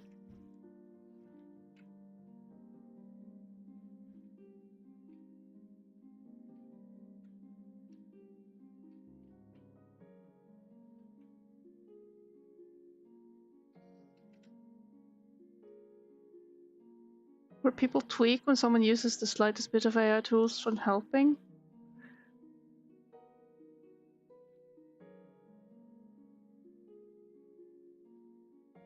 Tweak as in freak out. Yeah, it's we have to establish the fine line between what kind of algorithmic tools are okay to use. You have that for a lot of what do you call that? It's not paint over, but for image editing, deleting backgrounds, things, like cutting out a person, lots of stuff that would be just boring for a human to do in a media production or something. You have tools like that, lasso tooling. I don't even know what it would be, but lots of those imaging tools that would be labeled as AI powered, though they don't really have anything to do with AI, but they're convenient tools for, well, adding Yeah, cutting out a person from a background, for example. I heard a friend rant about someone getting labeled, having their content labeled as AI content for having used a lasso tool in some program that is not producing AI content. It's using the clever tool for just editing, and so it was labeled, and people would be just raging on these people, completely underserved on the people. But then again, as I mentioned before, I'm kind of glad, because that will have an impact on how people feel and think about AI, and probably help towards finding the definition of like where do we want stuff to be, law-wise. It's also sad that people use AI carelessly to the extent they don't care about the global crisis of drinking water. Yeah, don't blame us when water evaporates from this world. Yeah. I mean, it's probably just as bad as crypto, isn't it? Or worse, as it's being more used. Yeah. Well, people don't understand where the fun tools come from. They're like, just like, oh, whoa, what a fancy cool tool. Oh, I'm gonna use it. Ha. Oh, you steal from artists? I don't care. I made a cool thing. No, you didn't, man. Just touch grass. I mean, but if you're going into that, you shouldn't be eating avocados because they're evil. That's a lot of drinking water right there, or so I've heard. Don't listen to me. I don't check my facts. I just parrot what I hear and whatever. Always check your facts. Don't trust people on the internet.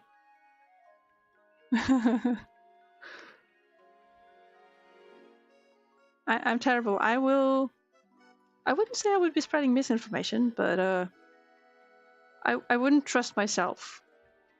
So don't trust me in like knowing exactly what's going on in the world, because I for sure I don't read the news. Which I also shouldn't be saying, because that would be something someone very offended could be picking up on. But really, having just the slightest idea of what's going on in the world, it's not that hard. We know that Apple is evil, Microsoft is evil, Spotify is evil, Google is evil. Don't tell them I said it.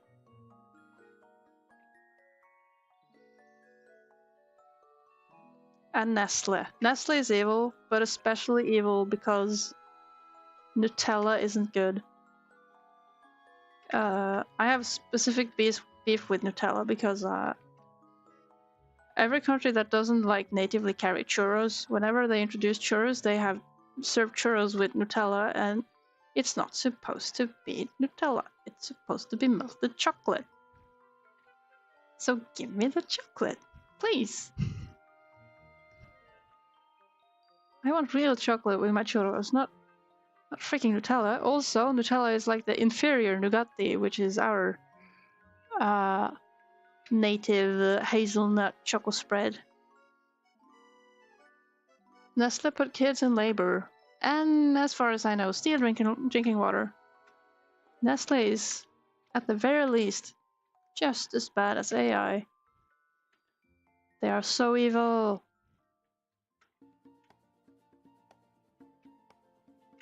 And yeah, I'm no vegan, but there's a lot of evil in the world. I can't handle it all.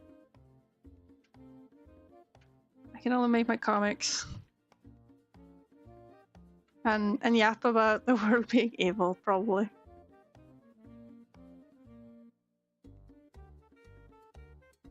Like, I'm getting so disoriented. Like, where am I in this picture? Large area. Yeah, I do my best at just not shopping too much. Not shopping a lot of bad stuff. It can be hard to keep track of, like, there's so much evil in the world that you could barely buy anything if you were to boycott every single thing. But choosing certain things you would rather stay away from because things are not okay in the world, that's kind of fair.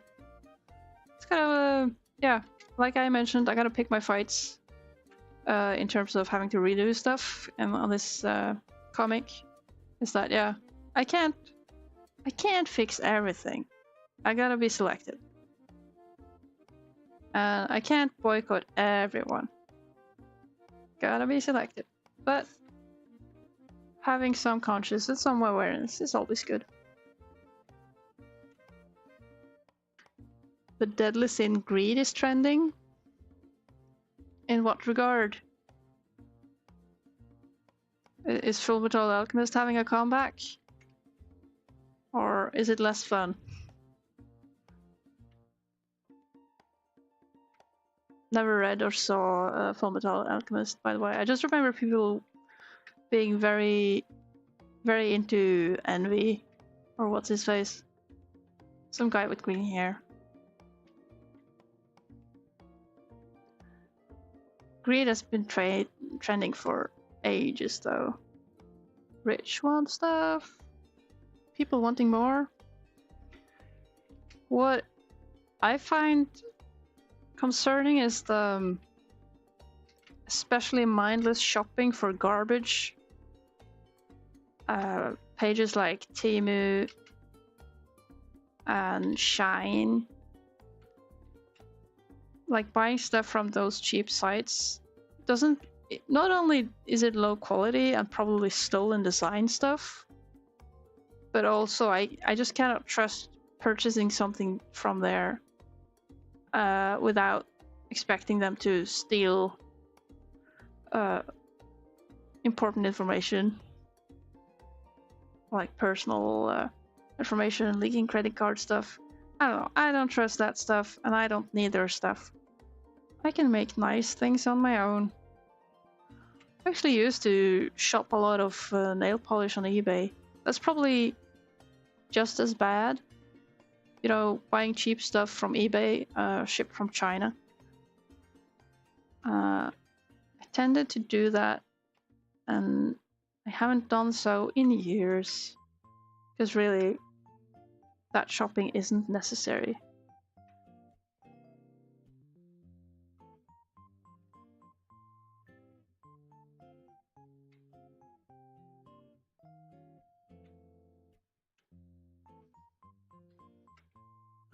Well, also when it comes to shopping stuff from Temu or whatever shipped from, for very, very cheap shipped from China, I'm very much like, will this carry dangerous, toxic something that I should be aware of? I don't really feel safe with some of the, like, don't tell anyone, but I did buy some gel nail polish that you're supposed to cure with an UV lamp, and it doesn't felt like it doesn't really work. And as far as I understand, not curing fully that UV gel polish can be kind of dangerous. Could be leaking like dangerous toxins or whatever. So I haven't dared using that polish in a couple of years. I should probably get rid of it. Having birds, you shouldn't be doing nail polish stuff around your birds anyway. So I haven't used nail polish in a good while. Oh yeah, it was this part. If I do like this, then it's totally legit, right? Yeah, some of this doesn't make sense. Being the nerd asking, these tracks don't make sense. Did AI make this? I'm making that joke now, but I truly do not appreciate whenever people are joking about that. I do not appreciate the, oh, we got 4 fingers, they have made this jokes. It's just annoying. I've seen art friends being called out for using AI when they haven't been. That's kind of a low blow. But again, back to the people who don't deserve being called out thing. It is unfair, and hopefully it'll make them angry and we will get a proper fight. So, good. Fight. Get fighting. It's not that I want to see the world burn or anything, it's just since stuff is not right, maybe things will be set more right when the unfairness of things is becoming more and more unhinged.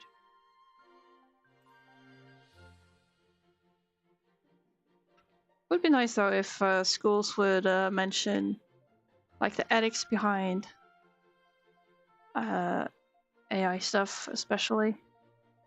And I so wish someone would clarify that even though it is commonly called AI, it is technically not truly AI. It is machine learning something. And it can only output stuff that it has already been fed. So, not truly a thinking machine. When people say real art is AI, oh yeah. Do some research. Yeah. I think it's a double-edged blow, really. Because one part is people are stupid, and the other part is, maybe the artist style is so generic that it would be easy to call out by mistake. So that's kind of rough. But yeah, of course it's again the picking fights on the internet over stuff like that towards people who don't deserve it. I've seen this in like cosplay communities as well, like making a fuss about someone trying their best to do a proper cosplay and then just really flaming them for having, say, skin makeup. Sorry, this is a reference to someone doing a Ganondorf cosplay and having painted their skin sort of green, and that had them being accused for blackface. I'm like, oh my god. There are people who are not doing this kind of thing out of love and enthusiasm. Could you fighting guys just go attack those people instead? People who actually deserve being hated. Picking fights on the internet. Oh. This is why I don't really browse a lot.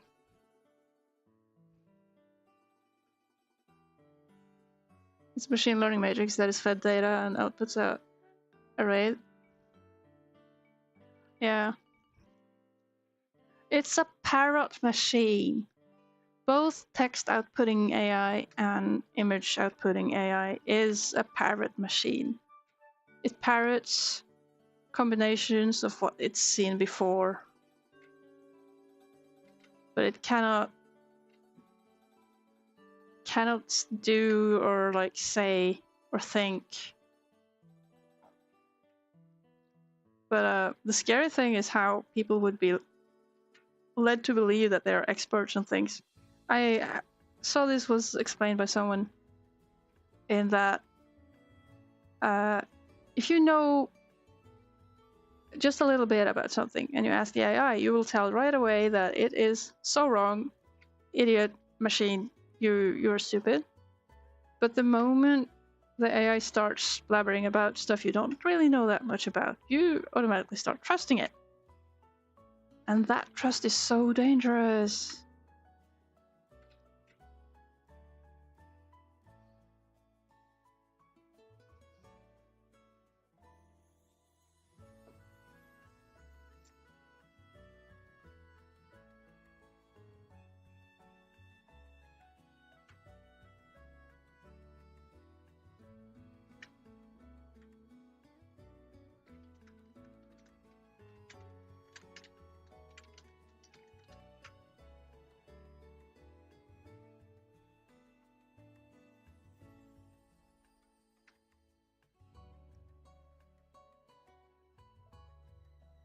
I'm also happy to see that most musicians view, say, musical AI output as just as bad, because, of course, training material taken without consent and stuff like that.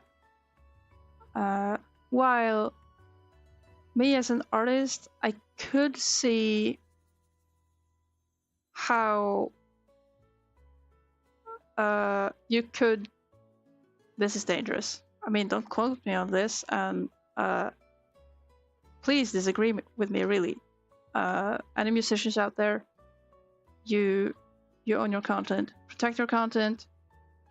However, I could see ways that one could make, like, have a machine output a draft for a musical piece, but then one would have to both edit it and not really use it in its raw form, but have it as a draft and then learn to perform it physically by hand. I could see that as a vaguely justified use of AI. But as a musician friend pointed out, it is just as bad as the image generating AI stuff. So yeah, that is true. You would have to do a whole lot of work to, like, move away from that AI output. And you could say the same about imagery. Like, you could generate something and then super edit it. You would have to edit the heck out of it to justify it, but it would be possible. However, maybe we should just not touch it, because people are stupid and will forever try to do as little as possible to be able to call it their art.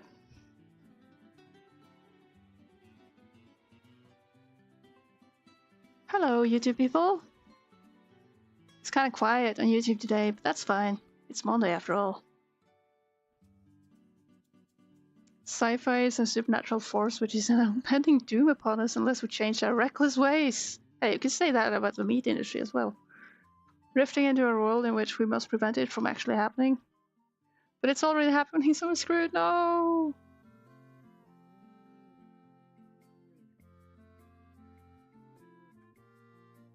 You have trained AI and it freaking sucks. Yeah. Non-consensually? I hope. I mean, we're all being non-consensually handled by robotic forces, and it stinks. I spend very little time now because there's so much slop around. I don't scroll pages. There's so much slop, and there's also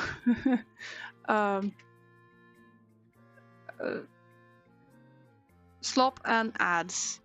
I can't be bothered to scroll Instagram because, for one, there is always slop, and second, I scroll one level and there's an ad, and I just quit the app.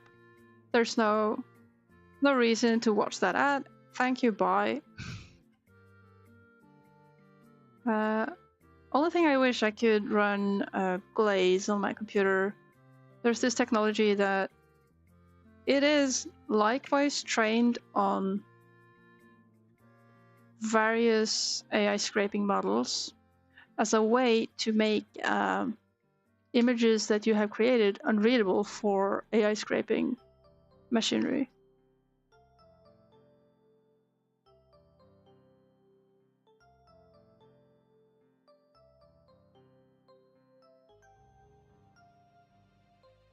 It's like Mangle for FNAF, the worst version possible. I don't know my FNAF names, but I trust you. If it's anything FNAF, I trust you. In that it's terrible. Terrible and unsettling and bad. And out to eat you. Likely. Oh, I gotta pay attention to the pigeon. If he starts backing a few steps, I'll have to shoo him away, because he'll be about to poop. And I don't want him pooping on my monitor. I'm just fiddling with this. We've had little to no progress, or so it feels. I'm just playing around here. What was... I shouldn't say that. This is progress. Cleaning up this mess. Now, what I have in front of me is this dilemma, which is we have the tree litter in front of here. And I can't really fix the colors on that.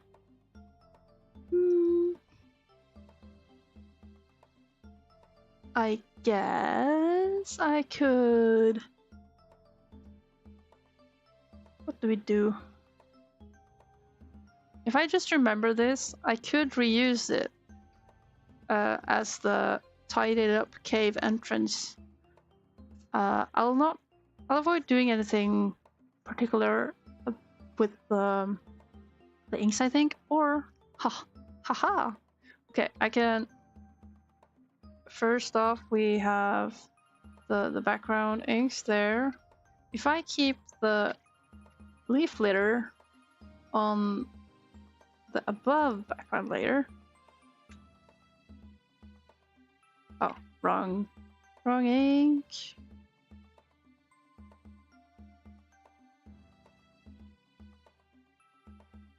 Yeah, we gotta do some inking here. We can't be stalling forever. All the yapping.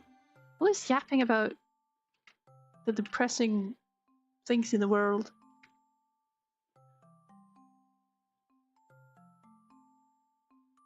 But it seems it's not quite established fully. Like, the world hasn't gotten up to speed with what's the thing with AI. And how should we perform care and mindfulness around using these tools. But again, mindlessly using AI is a sign of tastelessness that will quickly be for the most part is quickly ruled out. Hopefully people will notice that AI stuff exists and sucks, and will start moving away from anything that it has visible use of AI. Looking at you, restaurants. Oh.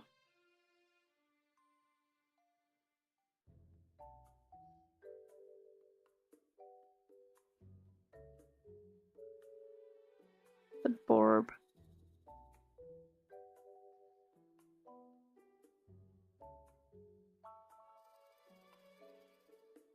Alright, back to zooming in to like print level so I can see what I'm doing.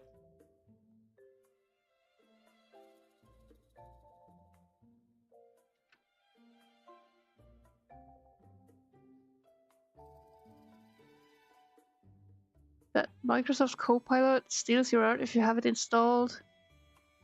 I'm not surprised. I've been wondering that for just opening things in photos. But I've kind of fallen off it, so I'm not up to speed on what it's doing. But that's kind of shitty. No surprises, Microsoft, but could you not be shitty?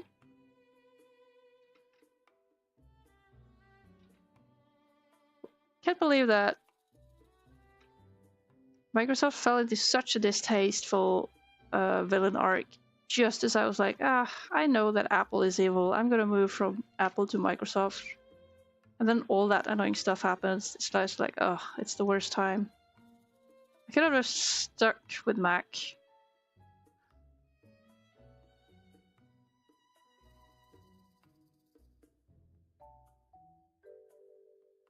It would have been pretty much just as evil, but at least not such a dysfunctioning shit show. You switch to Linux. Like a smart person would. Good. It's probably for the best. I support Linux peeps.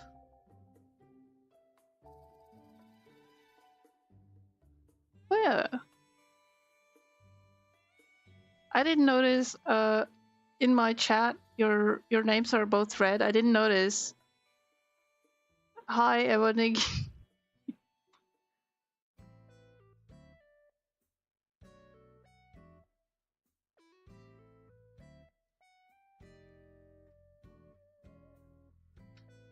Just been blindly yapping to red username in my chat.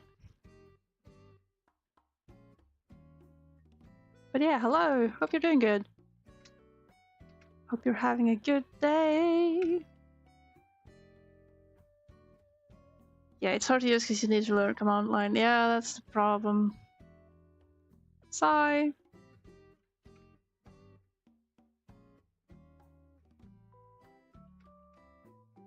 Still it's better.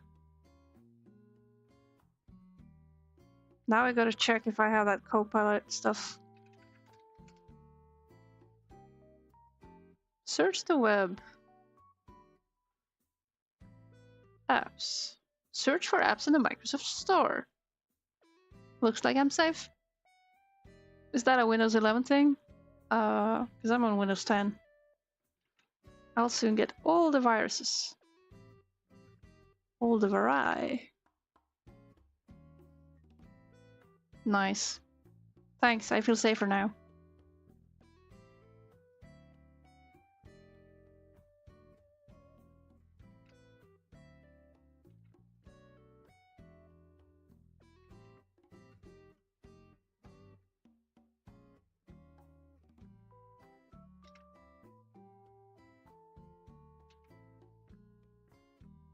But a different thing that is good about all this AI shit show stuff is that, honestly, it motivates me to play more around in real life and not use technology as much.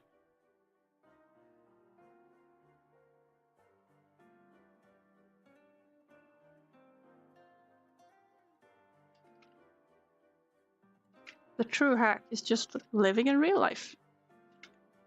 AI cannot steal your touching grass.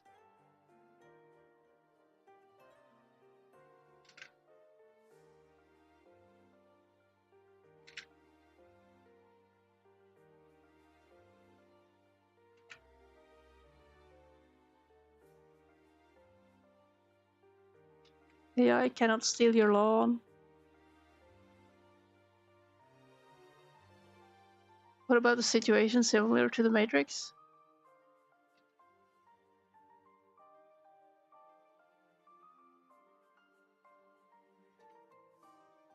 Oh, there is actually this funny gif about where you are like first person hand, walking out the door to touch grass, but it fades all away and you're back at the computer.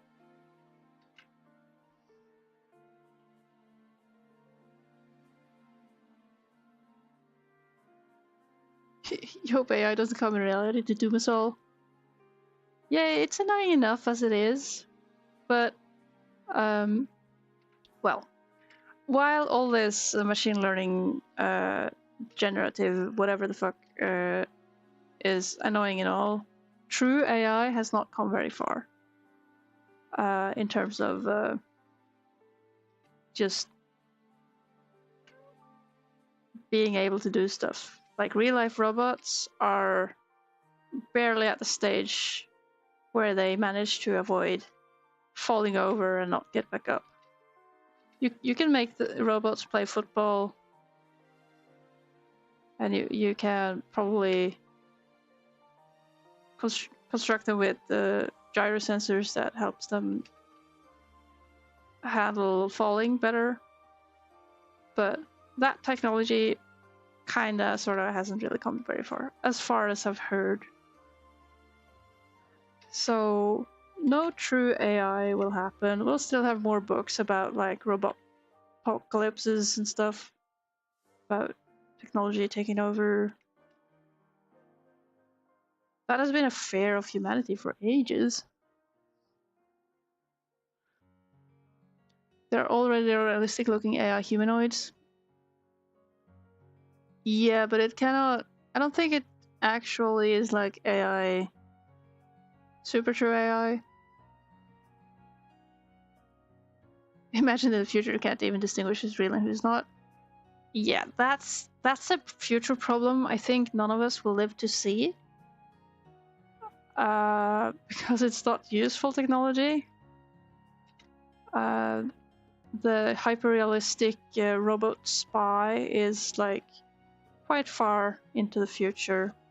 You can have a mechanically constructed robot that can mimic expressions and stuff, but yeah, I don't worry too much about not being able to tell them apart.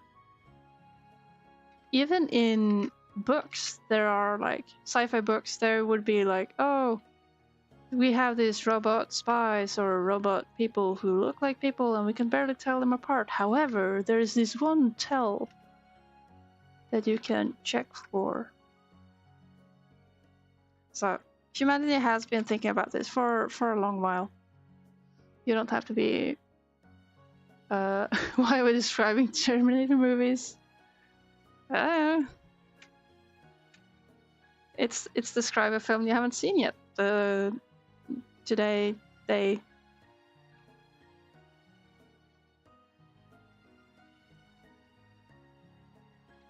but yeah, we don't have to worry about that. It's more the deepfake stuff with the generated imagery based on voice samples and that kind of stuff, because there's already so much misinformation in the world.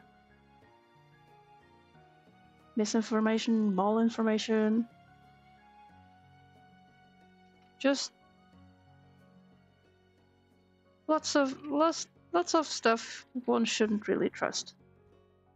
And I suppose it is more important to focus on what's more directly around you. Hopefully, not because it needs to be made to be a better place, but because one can contribute to make it a good place, or at least decent place to be around. Living a nice and fun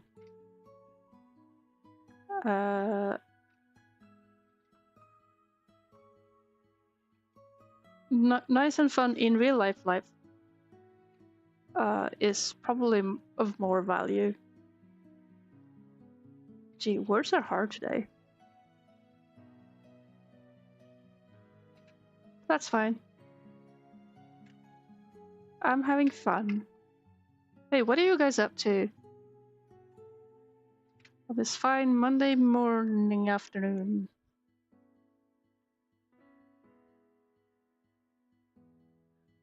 Drawing. Nice. At least a place to be around. It's diabolical. Oh, you guys are arting. Lovely. I love that. Yeah, I get very tired from discussing AI stuff with people. If people are... Sorry, we're talking about AI. I hate it when people do that. When people are going to discuss AI stuff or be telling about, oh, this dystopic future, oh, blah blah blah reasons why AI isn't so bad. Any of those discussions, I feel like I've kind of made up my mind, and I'm not that interested in explaining my rationale to people who are convinced that AI is in no way bad. I feel most people just worry about their jobs. I don't really do that. It's nothing to worry about. Human-made is a luxury item at this point.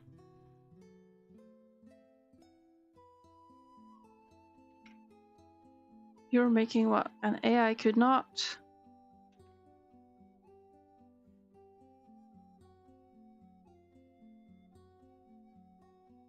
And while the industry is looking at ways to make use of it in their workflow for certain things, personally made art remains a luxury item. And you can see that in the commissions fair as well. Like, people much more appreciate, well, good people much more appreciate handmade art rather than art, quote unquote, that is just machine rendered.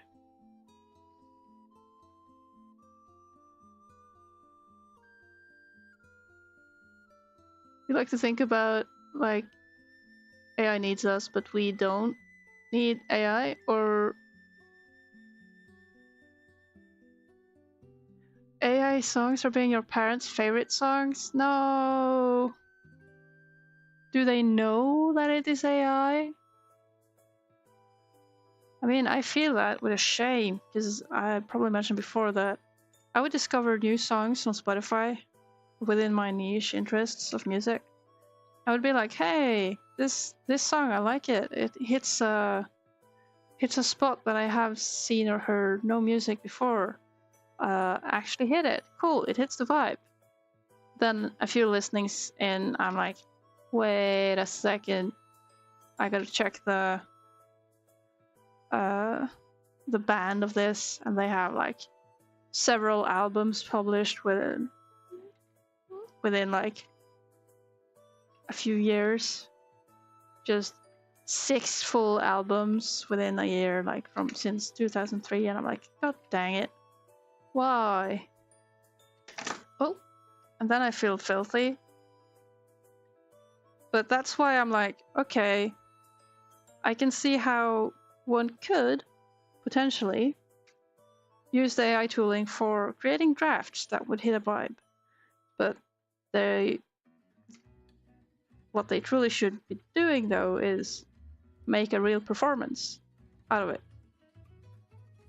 But that's all egoistically, because I did like the song, but I feel dirty because it's a robot speaking or singing. Yes, they know and they don't care. Sag. Do they know that it's bad for the environment?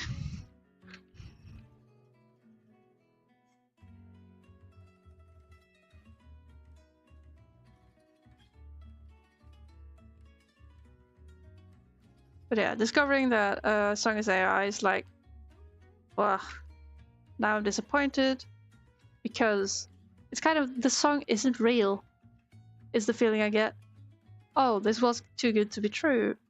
I enjoy this song, but it is created by just robots, and there is no real person behind the vocals.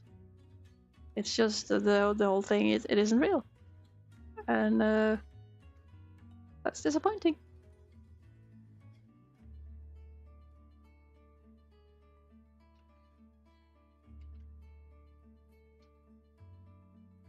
And it would be cool to get songs that hit that vibe. It's hard to describe, really. But I have a playlist where it is mostly pirate music, shanties and stuff, but I'm kind of picky. I do have certain demands for quality. So I won't add everything, and Spotify does not allow me to be like, no, the song you're suggesting for my playlist is not something I want. I don't like it. Please suggest something else. I'm not getting any of that. So it's hard to discover new music.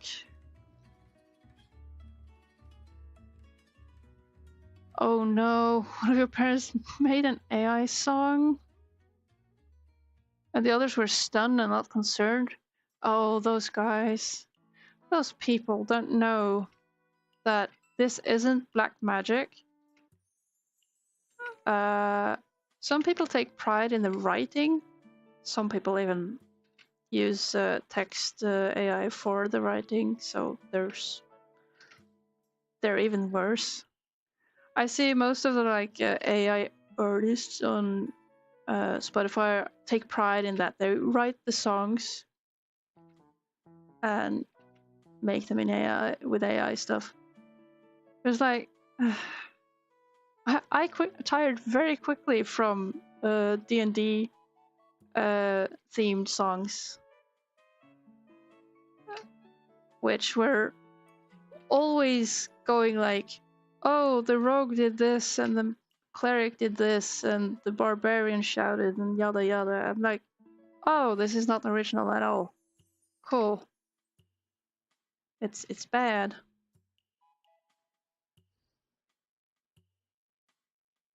But yeah, that's the problem. Like people get impressed because they don't understand the technology and they don't know a lot about it. And since the normal thing is that most people don't really make stuff, they don't know what it involves to ask a machine to make stuff. If they are complete bibbers who don't know, well, who are technologically challenged, it's quick to assume that, oh, you made a thing, how pleasant, how cool.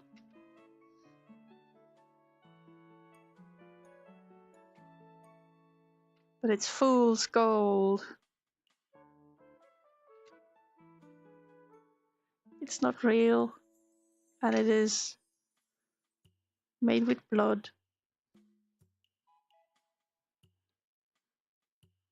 Like, I was at a Christmas party last year, and someone had made a quiz and announced that the quiz was made with AI. Of course, the answers to those questions were wrong.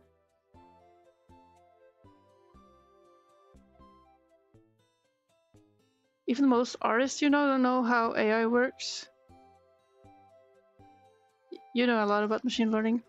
Well, at least someone does.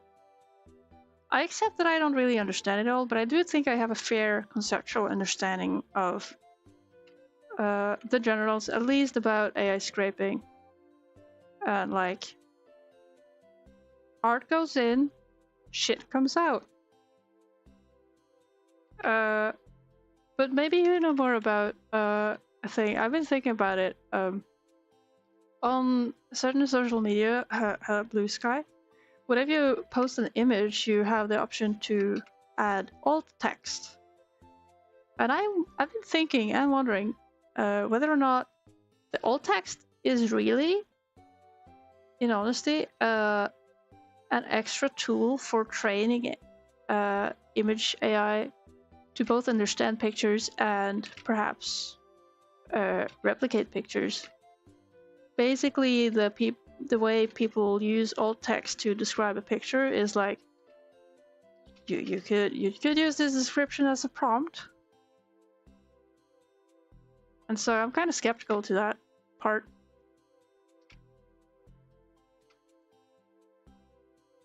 Meanwhile, people are yelling at each other for not using alt text because they have phobias or want to feel safe or something. And I'm like, no, pick your fights better.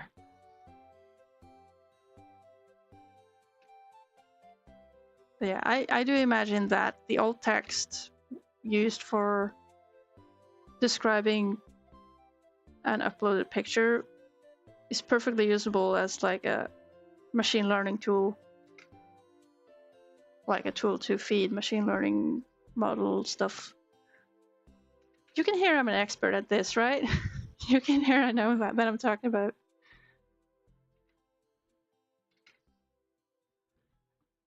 Look, I don't know much, but I'm not stupid. I can imagine things.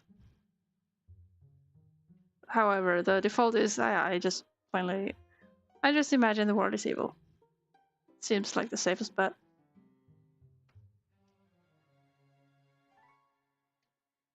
You're off to do stuff. Thank you, Rabbit. Thank you for the good luck. You too, good luck to do stuff. Alt text is used for helping disabled people.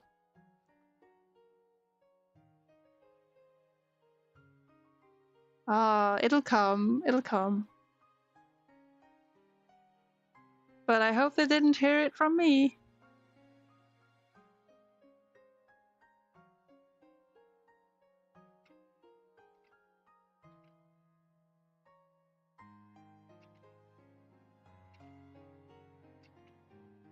Like, I'm not talking about its intended use, I'm talking about what might happen. Future problems.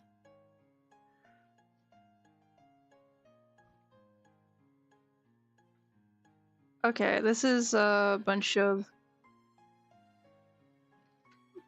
ink. Takes a lot of time to code it. Yeah. Far future problem.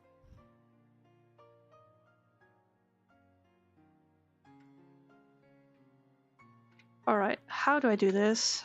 I think I will make this behind. We do this just to see where things are. I hide this.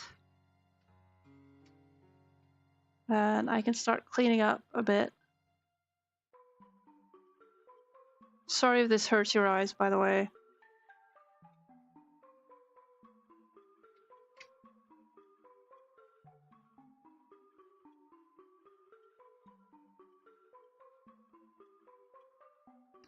Oh, but I've had discussions also with people who do programming.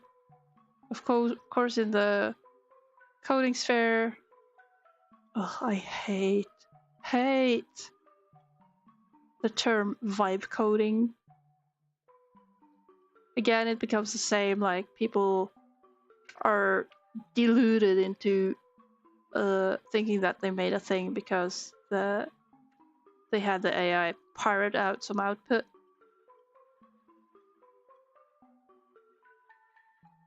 Like, people, be real, understand what the thing is making. It's a huge learning issue, really. You hate people who vibe code?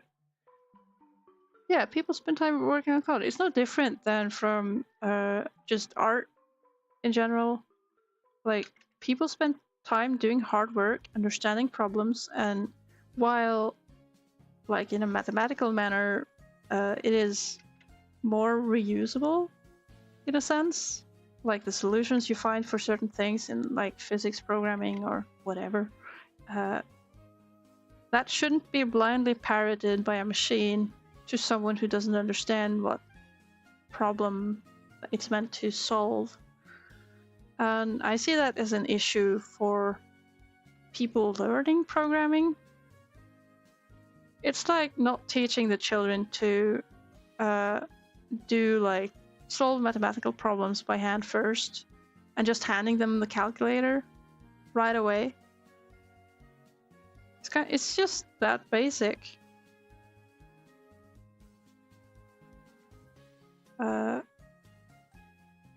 So teachers have a long way to go in understanding just better ways to learn stuff as well. Because when people are quote-unquote learning programming and using AI for stuff, then they don't learn as much. They don't do the thinky think, and they don't understand the solutions to the problems they're trying to hack out.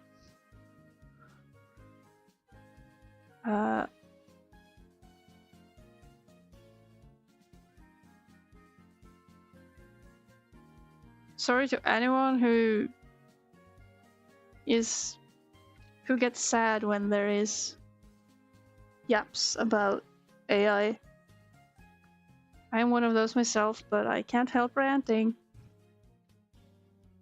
If it comes up, it is especially important to remind would-be artists that making something themselves is more valuable than pretending to have made something that they ask the machine to do.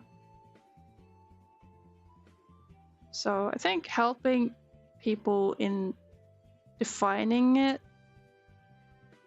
Like, just helping and informing people that, look, you haven't actually made a thing. If you ask the machine to just make it, that's not how making things work. If we inform each other that's how it is, it will help just a smidge. You use AI encoding only to help you when you get stuck. Yeah, and then you probably know enough that you can look at the output, see what it's trying to do, think of the solution, and rewrite it to fit your purpose.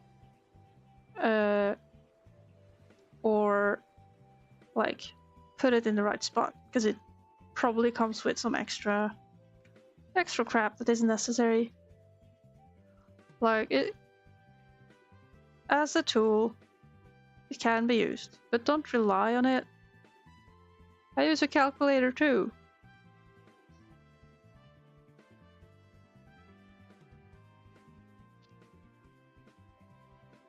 It's look, the problem in the world is always those people taking stuff too far.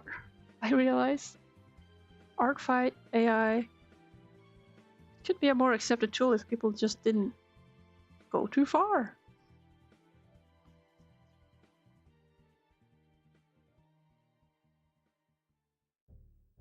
What I don't like is the thought that you have all these AI companies that provide certain AI tools for things, and they're taking money for people to be allowed to use these tools. However, the tools they provide are trained on, well, unethically obtained material.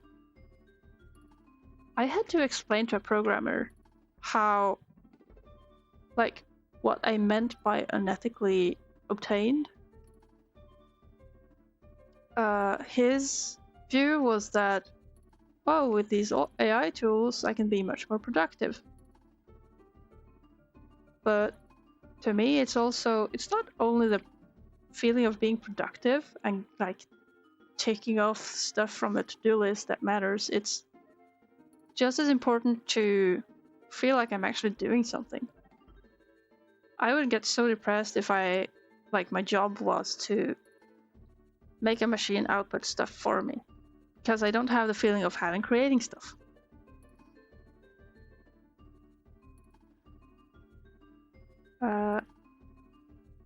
Because some of the reward is knowing that you've done hard work.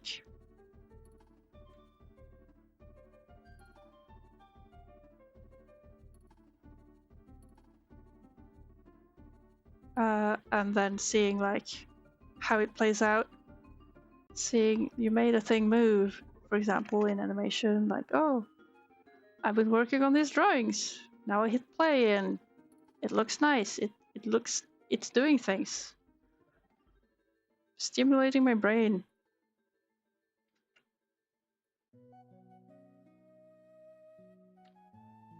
So yeah, people forget about that. I figure there are probably lots of people out there who are like, oh, I'm outputting so much, why am I depressed? Might it be because you're not doing any work yourself? You're not actually doing the hard work? It's all too easy. It's not rewarding. Drawing is rewarding because it's constant problem solving, which takes time, and at the end it's very nice to look at. Which is why it's important to, once one thing is done, to like pause and look at the thing. I tend to do that, especially with comics. If I'm close to getting overworked, like I wanna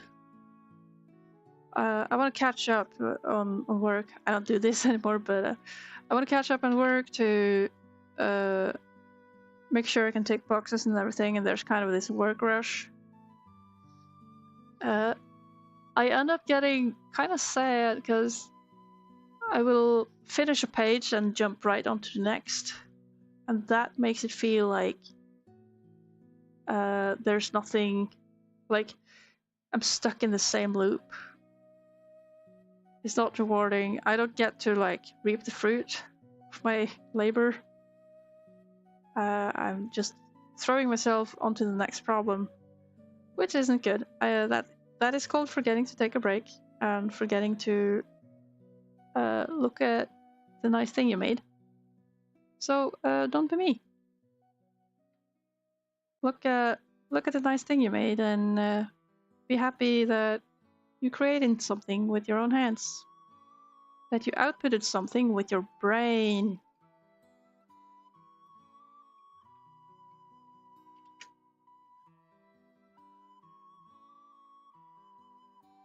Anyway, that's a whole lot of yap for AI. Though, another thing I dislike is how it's almost impossible to participate in any social gatherings or stuff without it coming up. Well, it's good to yap about it. Yeah, true. It is good to yap about it. I will not lie. I enjoy that I am in one way. I'm doing this very one-sided yap about stuff, because hearing others, I get so angry when having like conversations about AI stuff because I am so aggressively against it for as long as it isn't properly handled, and it will not be properly handled for a long time. And so it feels pointless to hear people's opinion about it if they are trying to defend it. Because I'm like, you cannot convince me. I am just that predetermined to really be against it, unless I hear there's a good solution coming up that helps informing people that no, you're not truly creating. There should be this and that limits and everything. So I appreciate that. Thank you for everyone listening. If I piss any pro AIers off, you can engage in the comments, and I will not engage back. Because I'm yapping all I want. Ha ha.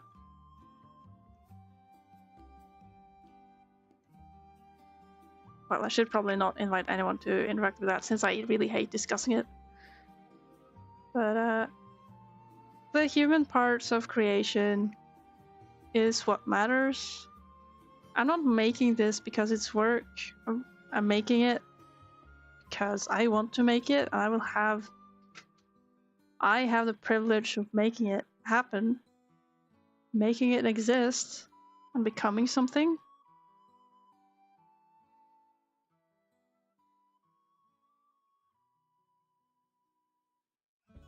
And honestly, it's kind of one of those workflow things where sometimes I procrastinate a lot in terms of, well, rather than trying to animate something, I would be like, ooh, new art program, how does this work? And then I will spend my time learning an art program instead of actually animating. And so I've hit stuff down the line in my workflow where I'm like, oh, there has to be a better way. And I find ways that are quick and nice, and suddenly the process goes by so quickly that by the time one step is done, I'm like, wait, this is going too fast. What's next? Help.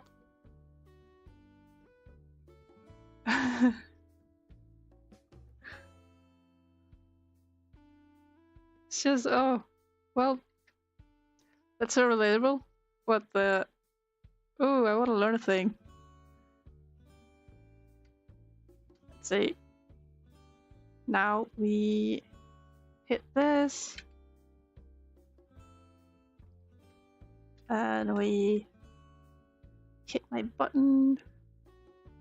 That's basically the flats of that part.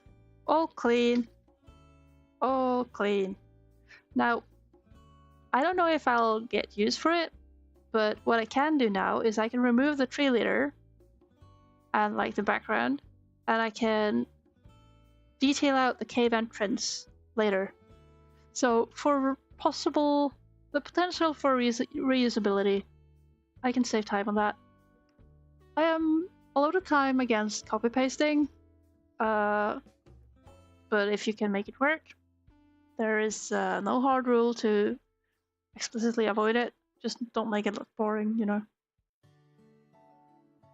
Oh, that's a whole AI app on drawing tree stuff. Wonderful. We've been on for 3 hours. How long? I'll probably give it another hour, but I'm hopping off for a quick BRB. Remember, guys, save your progress. I'll see you in a quick bit.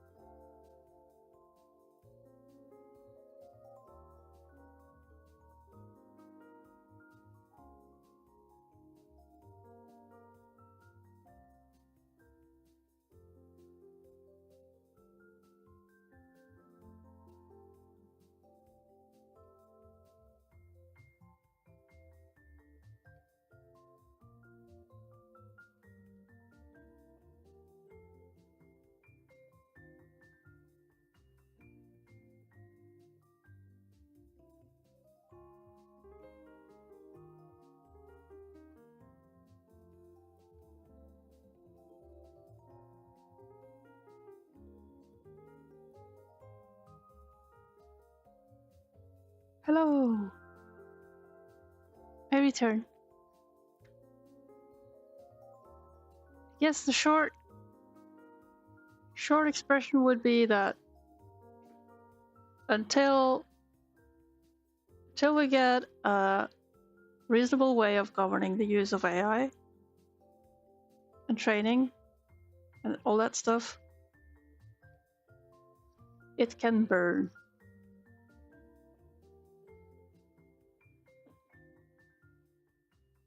Thank you. I noticed also I didn't notice the longer comment. I'm gonna read. Hold on. We get angry because we have been through art improvement taking years. Meanwhile, other people not giving single try and making perfect art with AI is like an accomplishment. Yeah. Yeah, making perfect art with AI like it's an accomplishment is mockery. Yeah, pretty much. It's bad.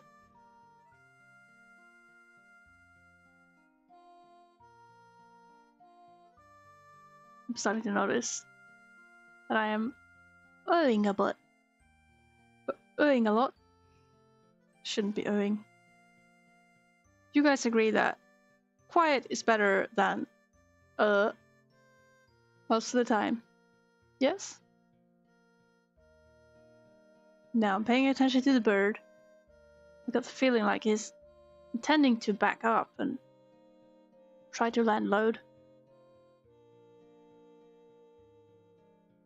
Yeah, you better not poop behind the monitor.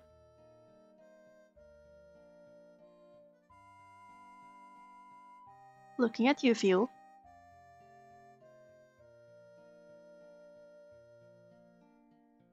I will offer him a little sunflower heart treat. Half of one. You want a treat?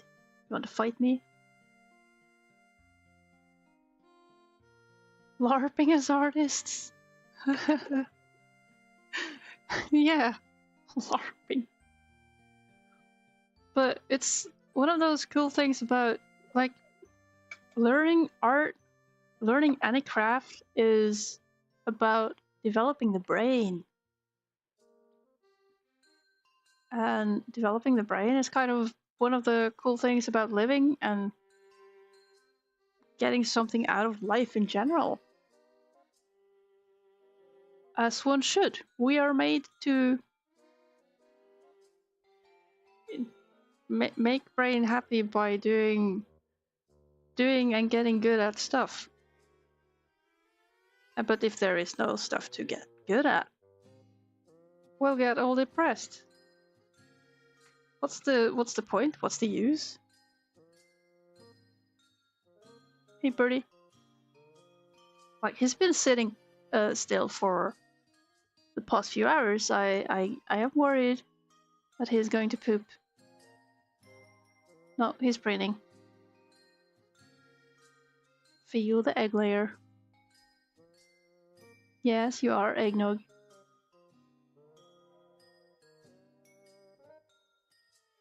No, so I would not give away the journey of learning to do stuff to the benefit of being lazy. Hit the button. People romanticize the ideas too much, perhaps.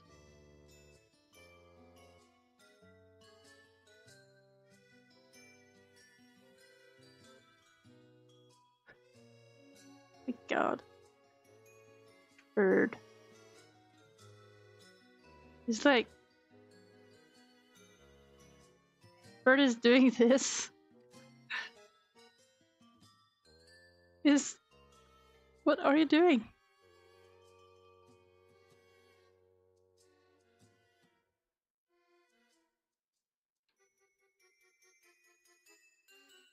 Hey you, should I scare you away? Will you go pooping? Or will you go fighting? Oh yeah, I'm being scary now. Fight, fight. Fight, fight, fight. Fight, fight. Idiot bird. He's fighting.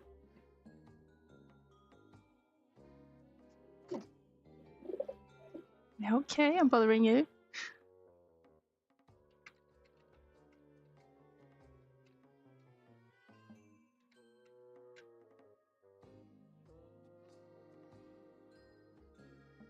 I'm bothering you.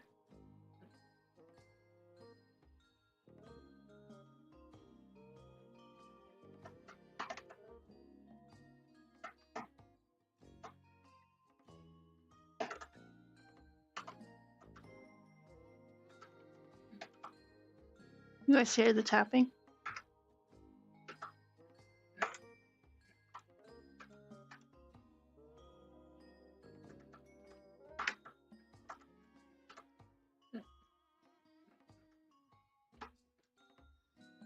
Funny guy. The pigeon is winning. Yeah. Hey, bird. You're stretching so much. Can you move? Can you go away?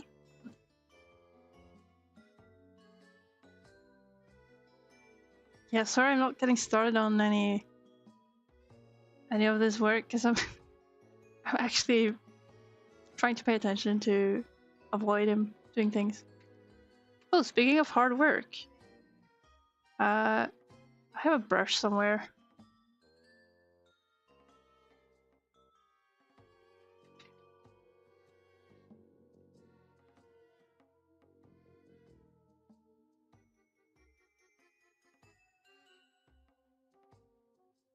No, no, no, no, no, no, no. Yo, don't you do the poopy thing. What are you doing? If he starts fluffing his pants, then I know he's about to poop, but what the heck is going on?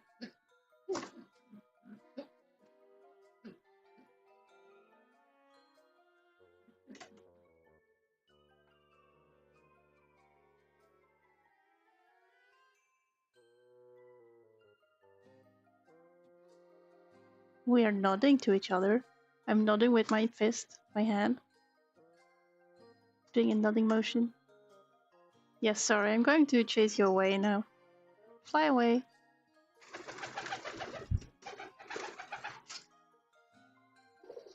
Yeah. That's a safe spot. Now I can concentrate.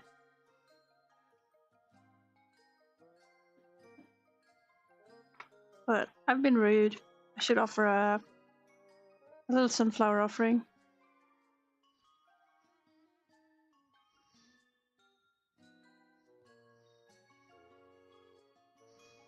Nice.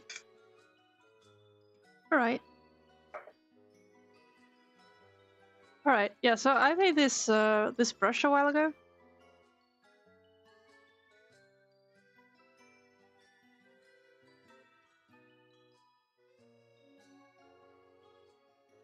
Only Shushu, hello. How are you doing? Now, we see this brush. I don't have nearly enough of these forest thingies.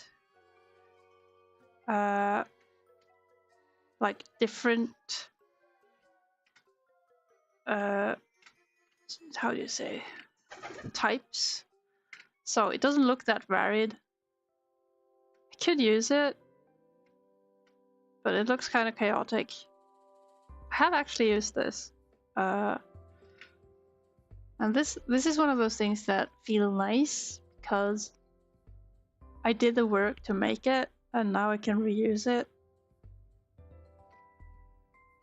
Looking at my art makes you hungry. Nice. Please don't eat my art.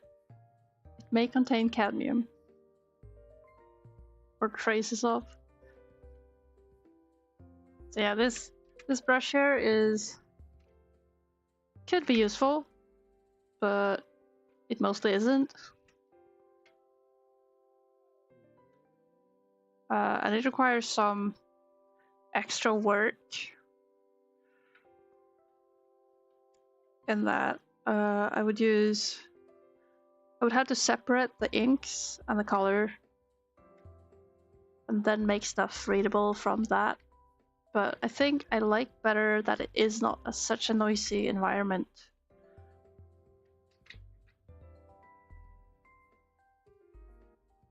Oh, maybe some of it. Eats my art? No! Hey birdie, what you considering? He really wants to sit at the spot. Dummy. Some days he's been jumping on top of my my headset.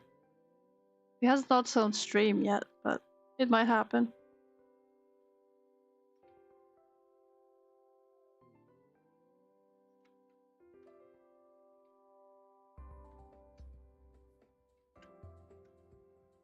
You want to make a comic of your fandom for your fandom lore, but you don't know where to draw the squares. Oh, the panels. Yeah. Start simple. Be aware of reading direction.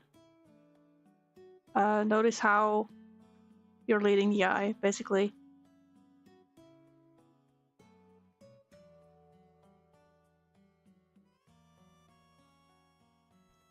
That is basically my quickest advice.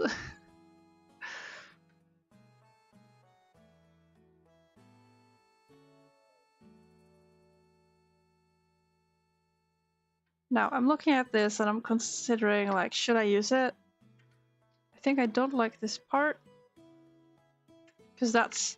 This top here is one of the hugest tells that I'm using my brush. Because it's so unique. You have a manga that got panels? Yeah, you can study that. Look at how...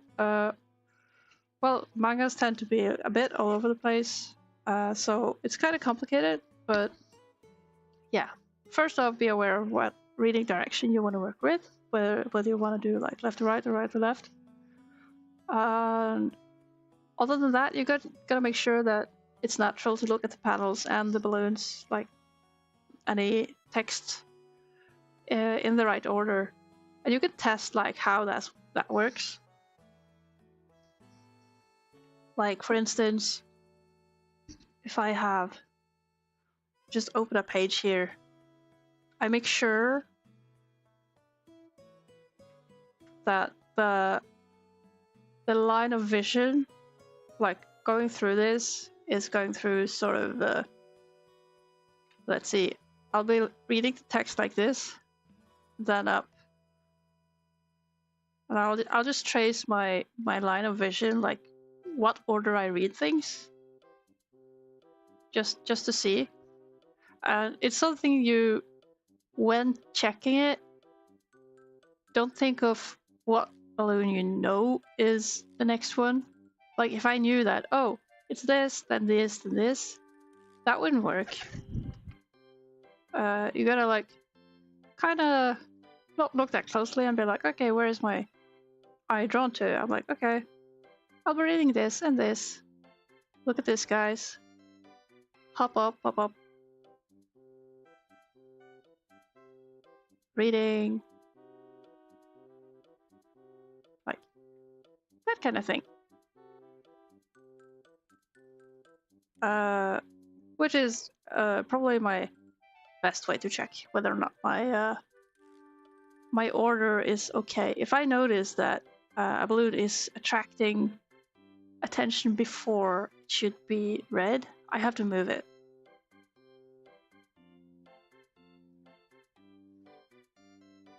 Anyway, that's it for the reading order demo.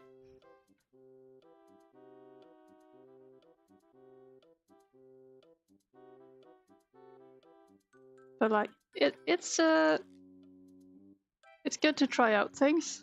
Hey, don't look like you're trying to poop. I don't want you to poop on me, okay? I don't want you to poop on my stuff. Black fluid syndrome. Sounds painful.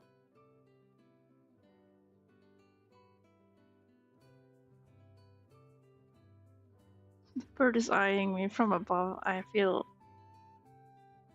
eyed.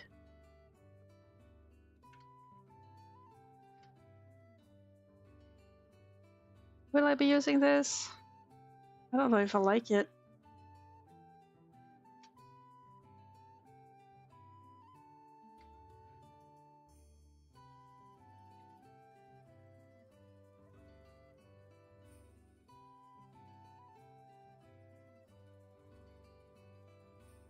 Alright, what else we have here? This is going to be a huge page. I might even think that the characters are a bit big in this. But it shouldn't matter.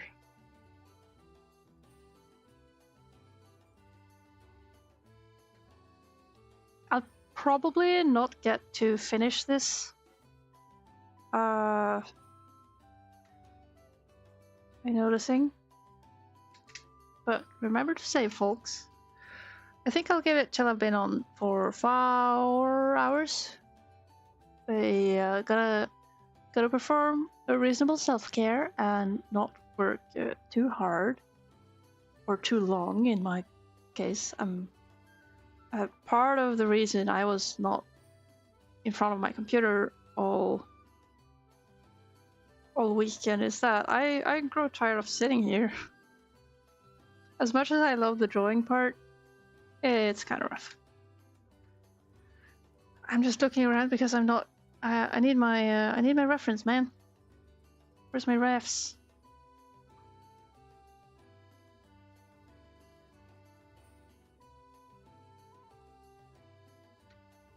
Come on. Let me open the thing. There ain't no refs.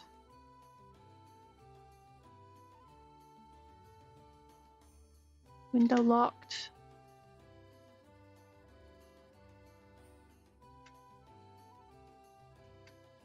Canvas locked.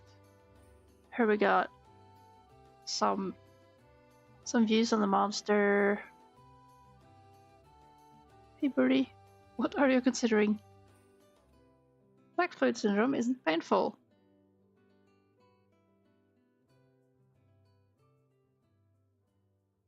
The black fluid syndrome comes from a mysterious rock. Yay! That sounds like nice world building. I think I have something similar going on with something I'm plotting, but that's more about more basic stuff like being possessed by demons and becoming all goopy and black. Basically a tar monster. And only happening if one is exceptionally ridden by demons or something. I haven't quite gone into that, so I don't know. I sure hope the bird isn't gonna jump on me, but I feel like he's considering.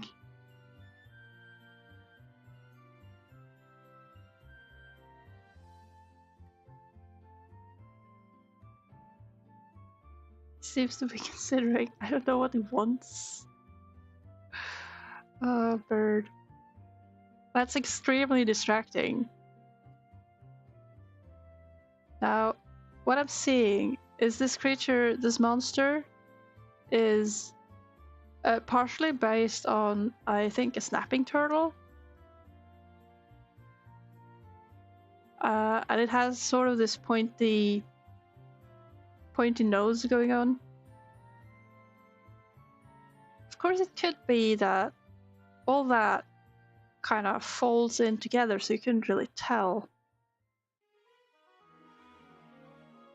Though I do kind of feel like I might want to sketch some of that out.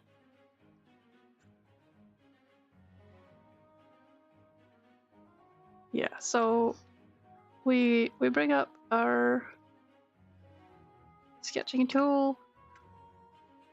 Now, monster sitting here, enjoying existence. Maybe the nose, as it goes to sleep, sort of retracts. Because I don't like how the creature should be recognizable, basically. It should be mostly seen as only a cave. Do I potty train the pigeons? I've sort of caved on securing the main pooping spots and otherwise shooing them away from where they're not supposed to poop.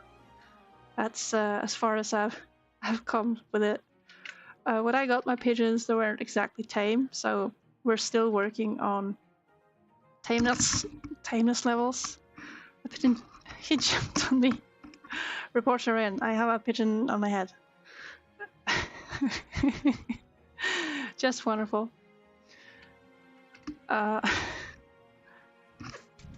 Cool. That was great, Phil. Thank you. He jumped off. He'll get treats. I think he wanted contact. Oh my god, idiot. Take the seed. Yeah, they're not exactly tame, but Theo is getting bolder, braver, and dares to come closer. So that's fun. I hope you didn't hear much of that, by the way. I don't know how much the sound carries, but seems like the headset was a bit too rough to grasp, so it was a bit slippery.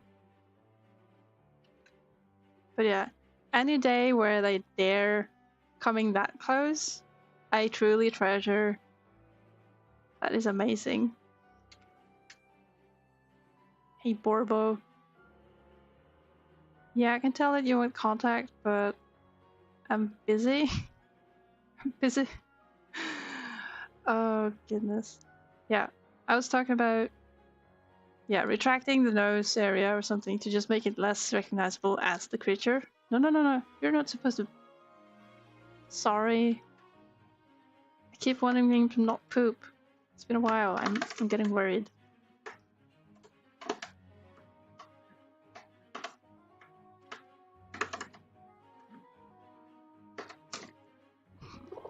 Idiot. Foolish bird. Snapping turtles. Yup, yup. Would this be a part of like a retracted arm or something? I don't know.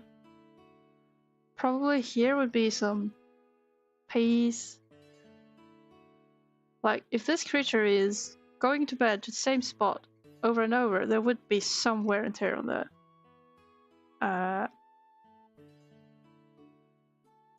the environment around it, right? Hello, Vex. How you doing? Cool keyboard?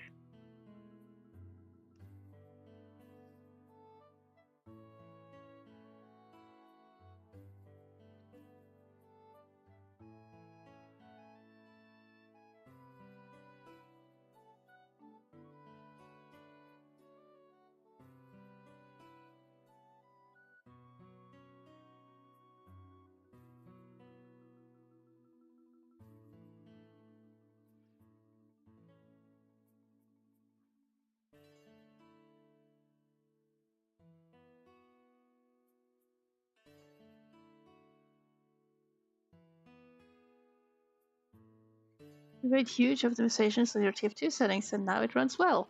Nice. Are we talking Team Fortress?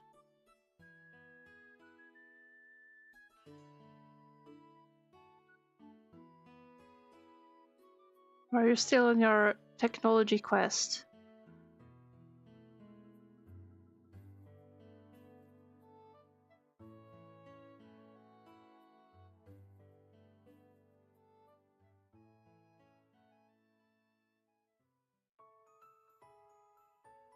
Team Fortress 2. Best game. I was never good at it, but it does have a place in my heart. It is very special. Hey, Burble Bird. Keep looking at me.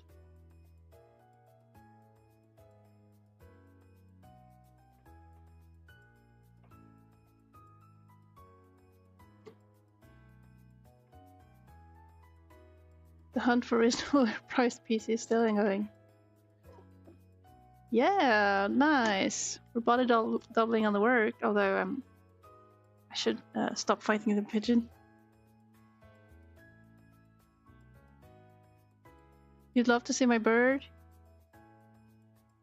Yeah, it's pretty nice.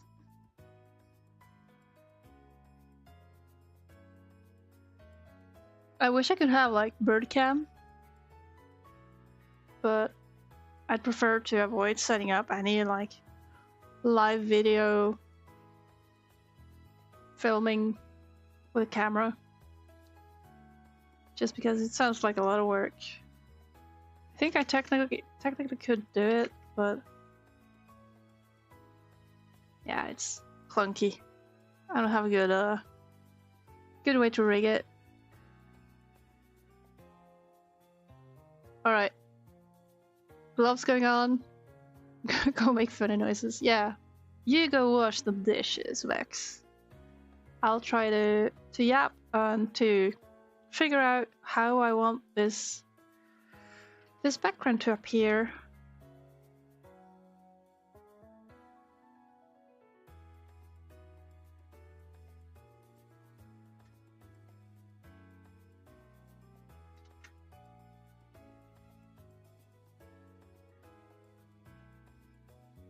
So I still don't like how like this water stuff is going around.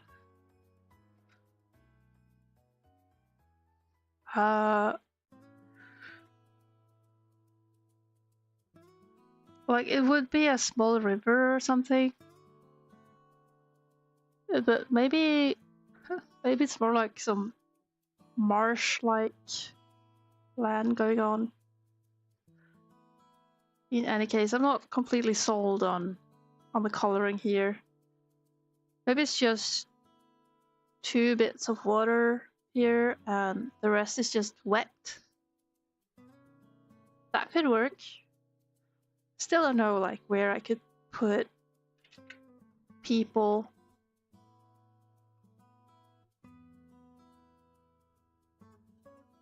Like they would be around. There would always be someone around.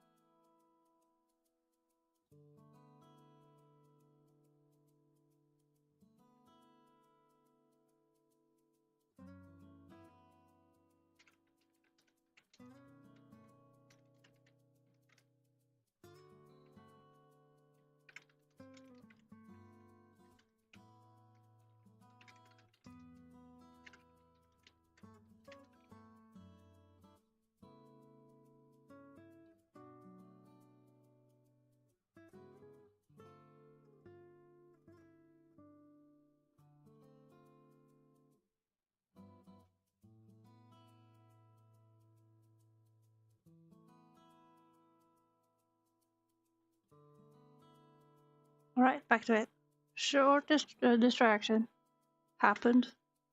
And now we're... I really hope people will like this, you know? Now...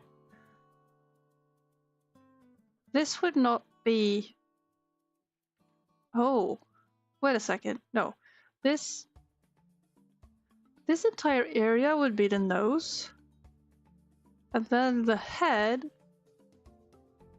would be around up here. It's just huge. And while it's covered by like, it's basically, it found its cuddle spot. But like, if the head shape is kind of this, seen from above, it would be just snuggling between the rocks, and you'd see only the front part, while in reality, the whole mouth, it is going in quite far. I think that's a good way to solve the scaling, really.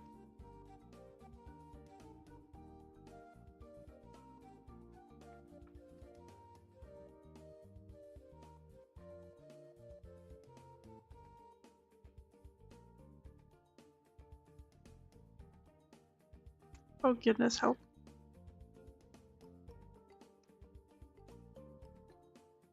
Got a notif that is surprisingly appropriate for today, so I'm going to be a little more distracted.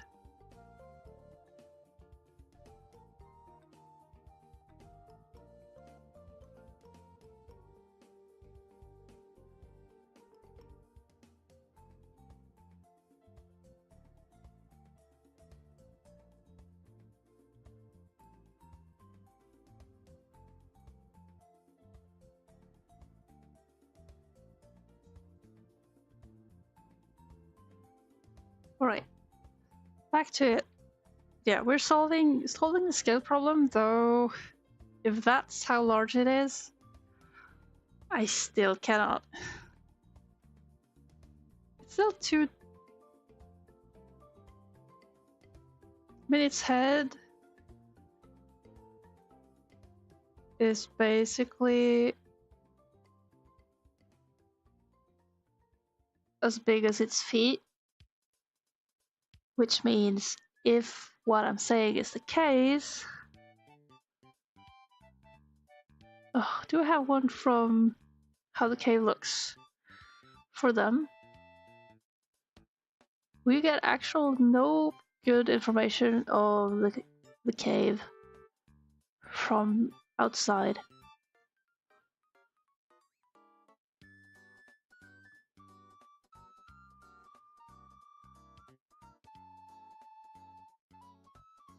But given the size of the prints,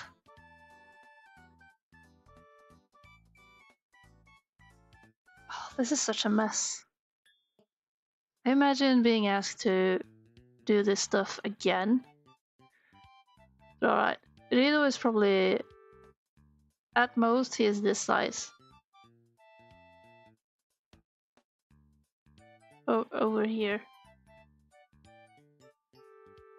The thing is huge. I think Cass in her thing is just this large. No, she's smaller. You can barely see her. Hello? Come on.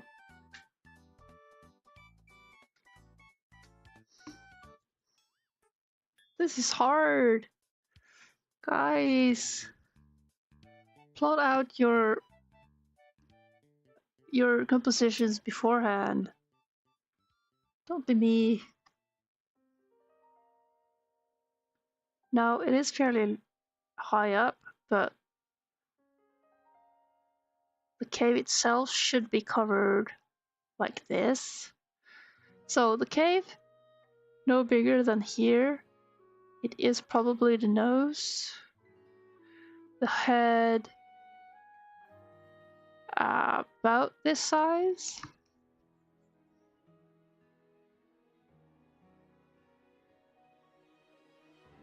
Maybe there are like rocks behind. I kind of like the snuggling behind. Like it's basically laying down in some mountain pit. That fits it. Oh, Barb.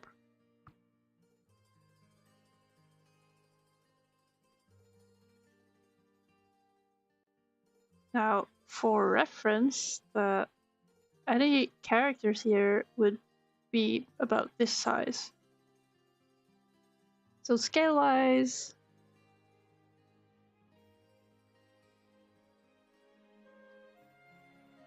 my goodness. It's just hard to see, hard to tell. I would like to think about it as a spider kind of crumpling itself to become small or snug or perhaps look dead.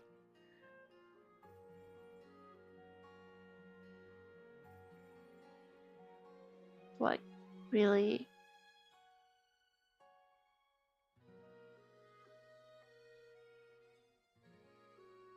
This is part of the problem where at the point of drawing this scene here, I hadn't really gotten a good thought of how the monster looks.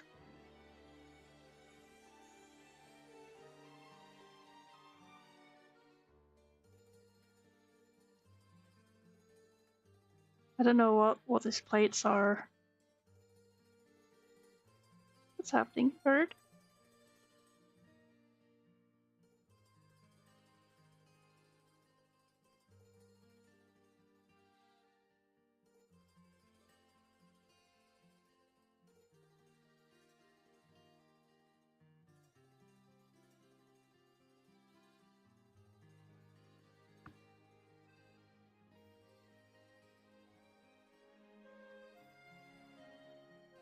I think I stopped mid-sentence there. Not that it matters, but...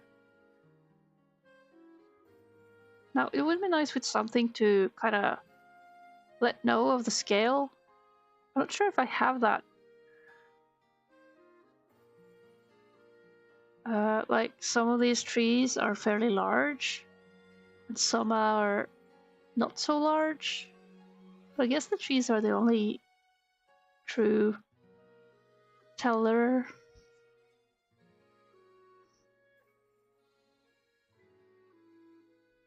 Well, I can't ponder on this forever. Gotta actually do stuff too. So we try hopping back into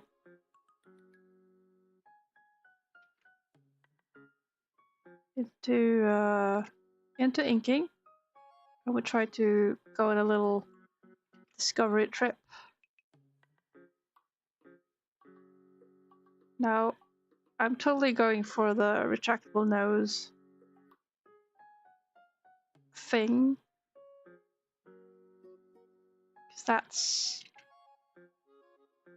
that sounds just weird and silly.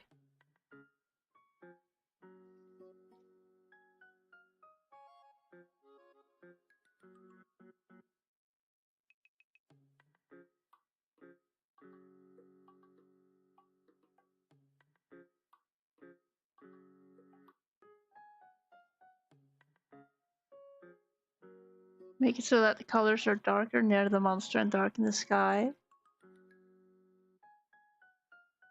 as a way to communicate just eerie, menacing vibes or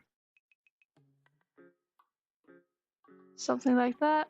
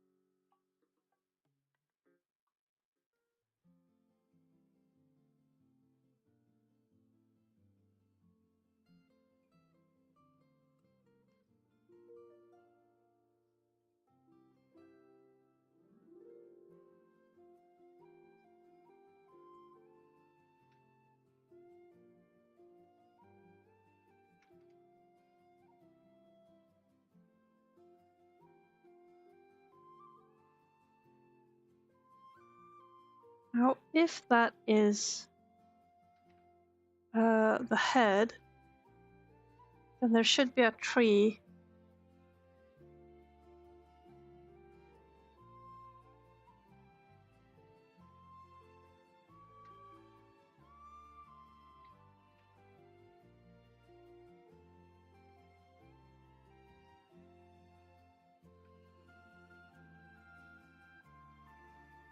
Which I am trying to sort of get a bit closer to. What is... It's both a tree and some rocks.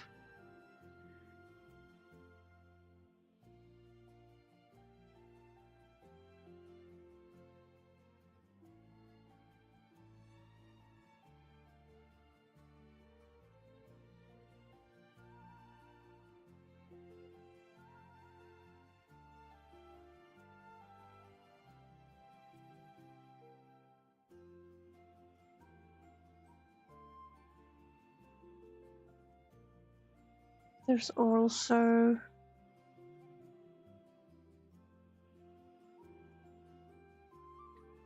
this going on.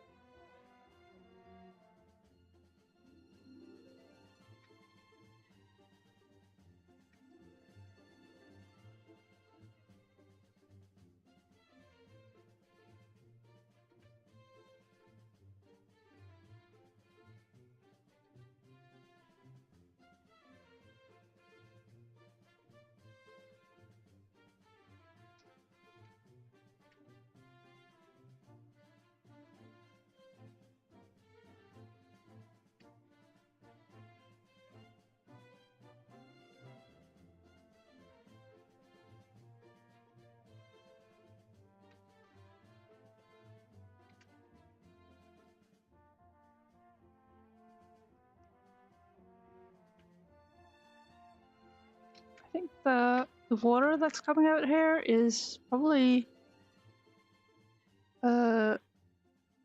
water that would go other places, but whenever the creature is slumbering in its spot, then the water will pour out other places.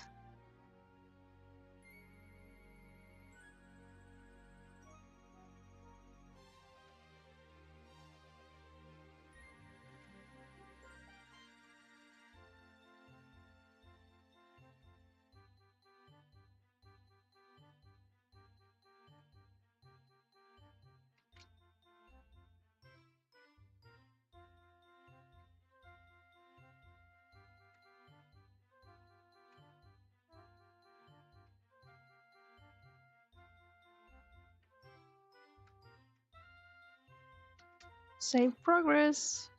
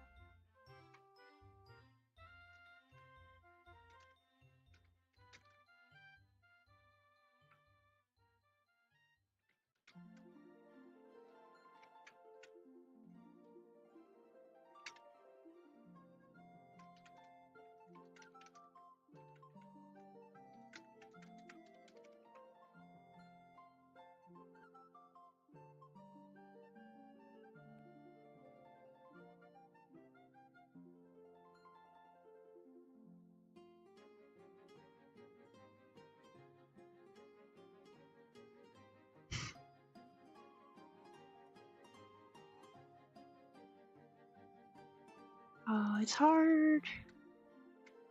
It's difficult.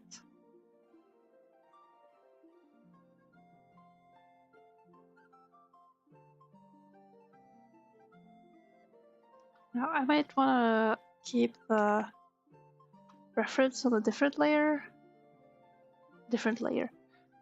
monitor, so I can see actually my comic page, so I can see how it's going to look. All zoomed out in print.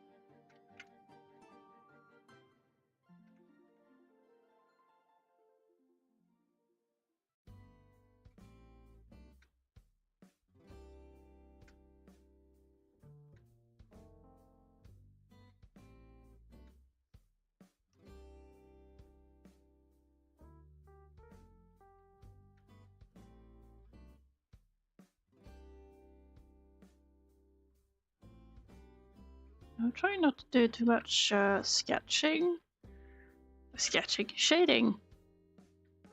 with this technique.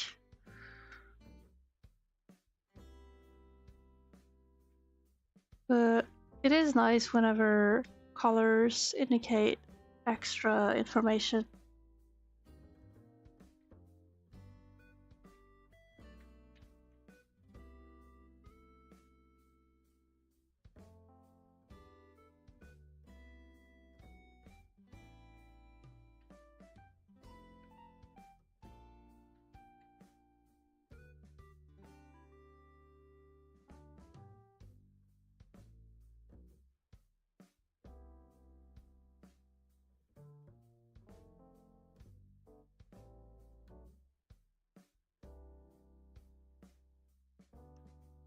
Slow blinking to the bird.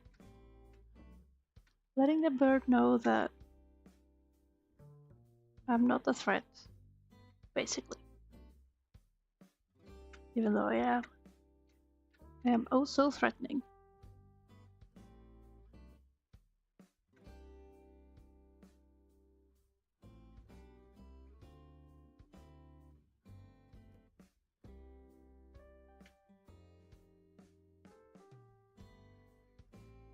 Okay, I think we're getting somewhere. Doesn't feel like it. This is going very slowly right now. Like, despite doing things,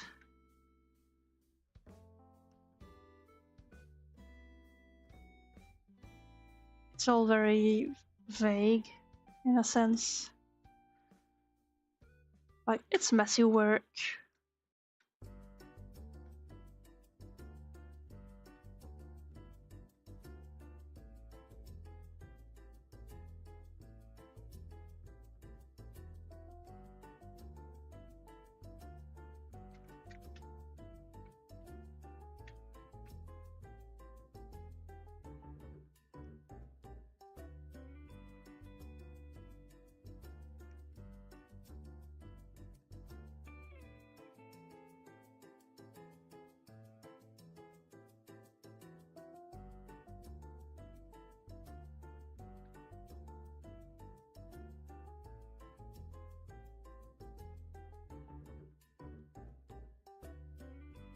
Kinda happy with the tracks though. Those are looking nice.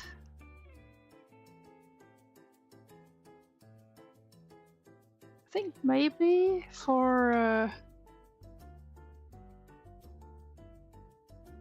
these, I'm gonna do a thing. I'm gonna do this and delete the blacks.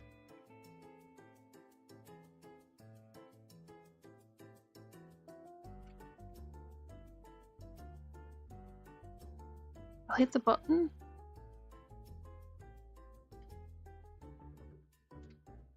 And delete that. That way I get sort of the mess of the colors and everything, like foliage stuff, while at the same time I can kind of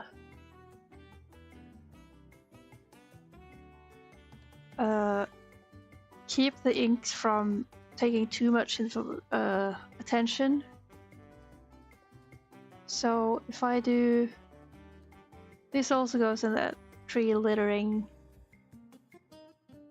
bag, or maybe not. I'll call this Afra F.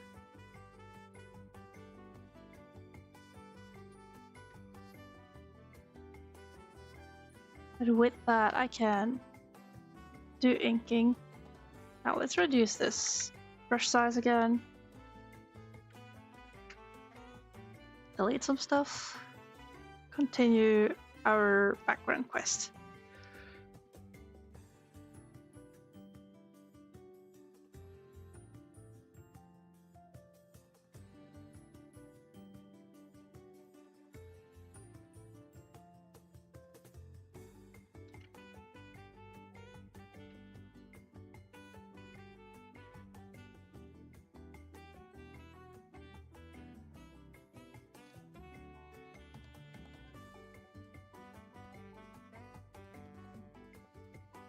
This tree was actually seen in the previous book, so I want to make it close to the same.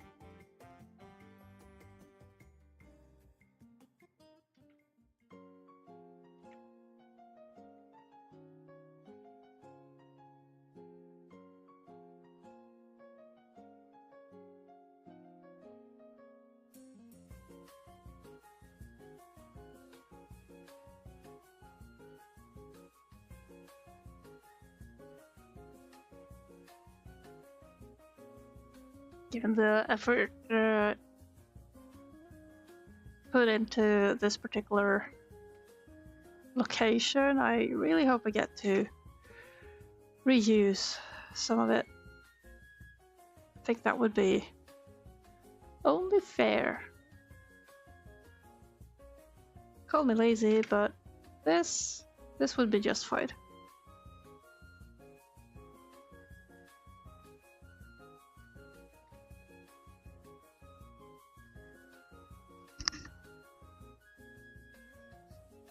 Oops.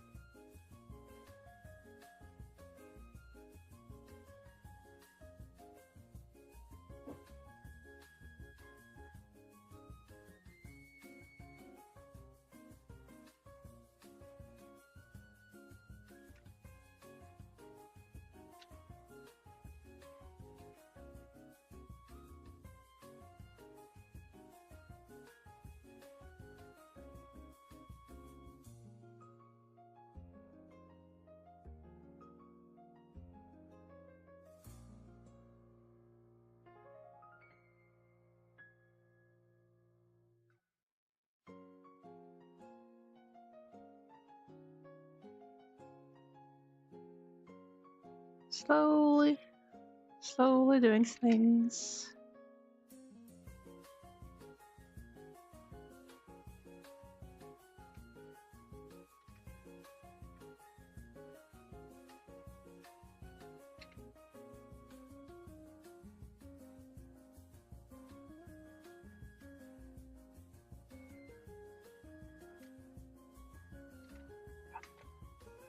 Oh, I got more things to be doing.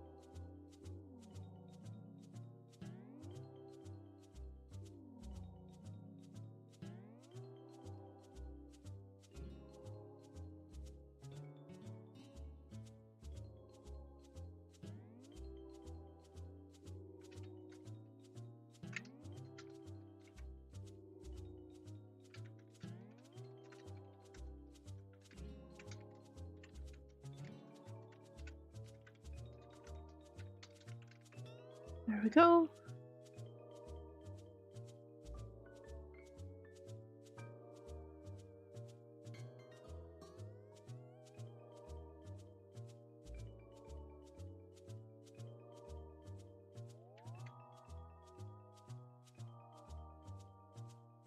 Now, only 2 minutes left. That's rough for giving in to so much distraction.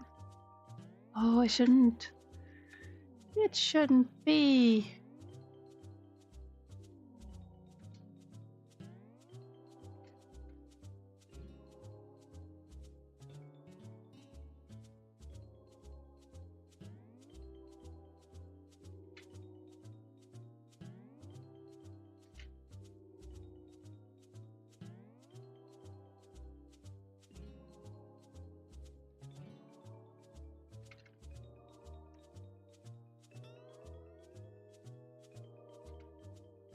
Getting hungry, actually.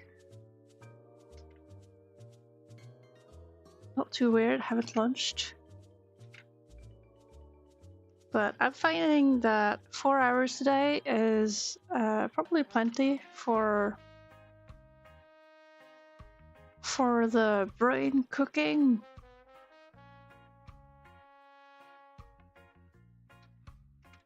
But it is getting better.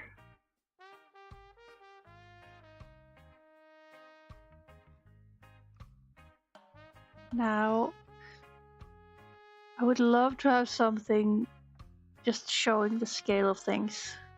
there could be like a person just laying here.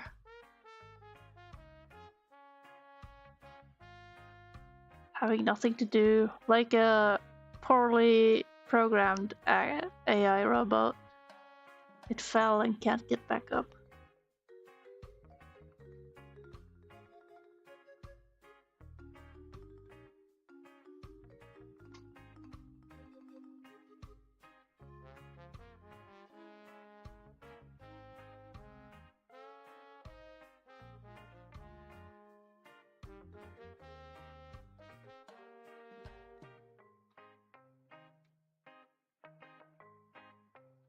So, got this person.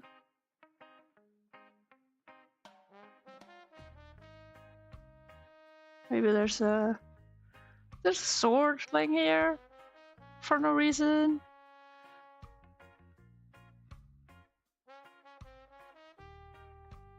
How is this grown person? We could make another panel focusing on the scale. I'll make the side with the monster border less.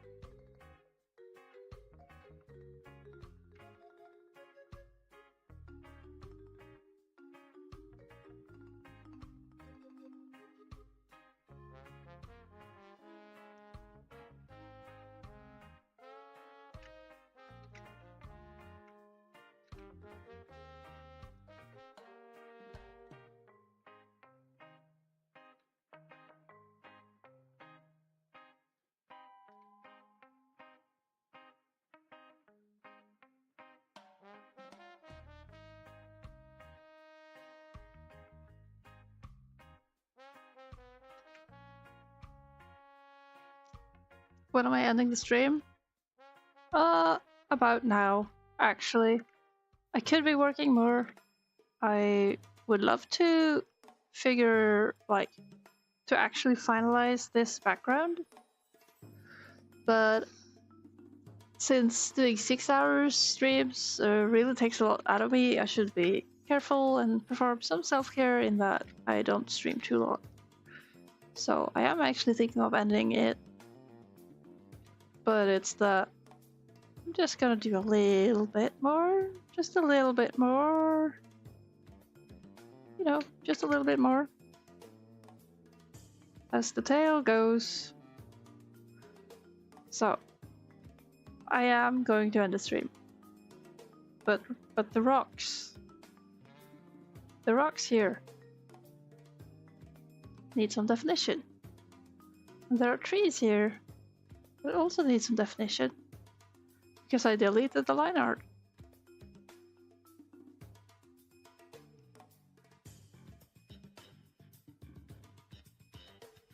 It's just a mess. But overall, it looks like it's getting somewhere. I think maybe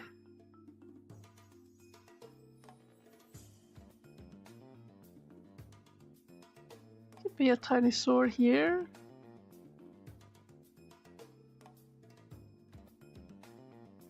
What else helps? Something human tool-like.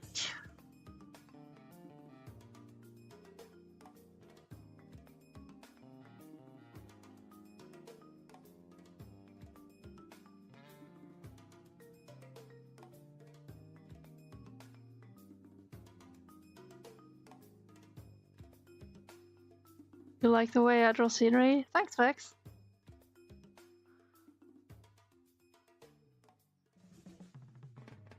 I've found that I do like this way of drawing scenery. Although I could have planned the composition more closely. But This is part of the daring to move forward, although it isn't perfect kind of thing.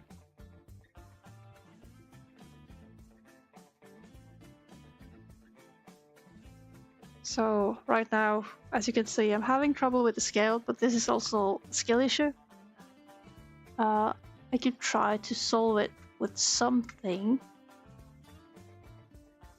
but right now I'm out of ideas, and that's fine, you know.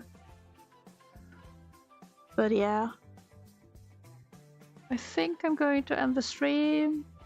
I should be done. I should go do other things. But I don't wanna. It doesn't feel doesn't feel as accomplished when I didn't finish a thing. Try using fisheye lens.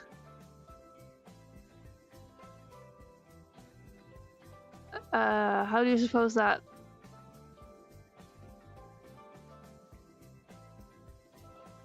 It's not like I have that as a filter that could cover all the layers.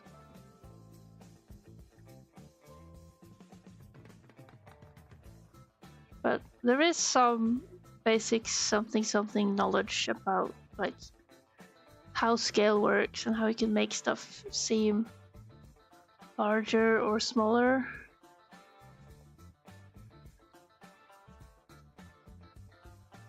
But I am accepting that this might be sort of a train wreck. But that doesn't matter. The kids will enjoy it. It's how it goes. I think I'm going to let this drop a pool of blood around it for the lulz.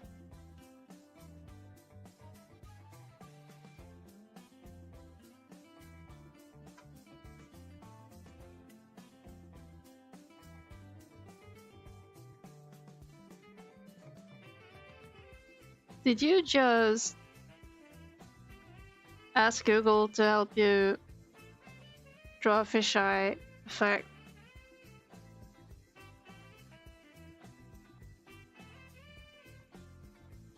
I mean, I know how fisheye works, but I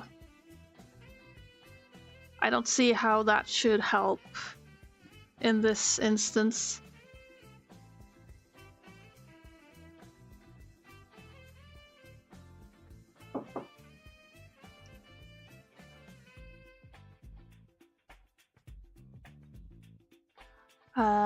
And as much as it is reasonable to draw a pool of blood around the mouth, I'm not sure if I should. I don't quite. There are tons of things I haven't really considered. Yeah, sure. Let's draw some blood. There. Some bloodies. Theoretically, this is accurate. There will have been fights here tons of times. There would be plenty of bloodstains everywhere.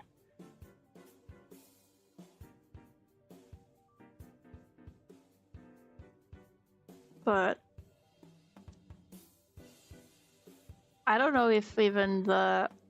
Like, does it rain on this island? Does, I mean, blood wouldn't be drying because of island mechanics. But yeah, this is just for lols though. I will not be keeping it. But yes, very fun way. It would be a bit more menacing and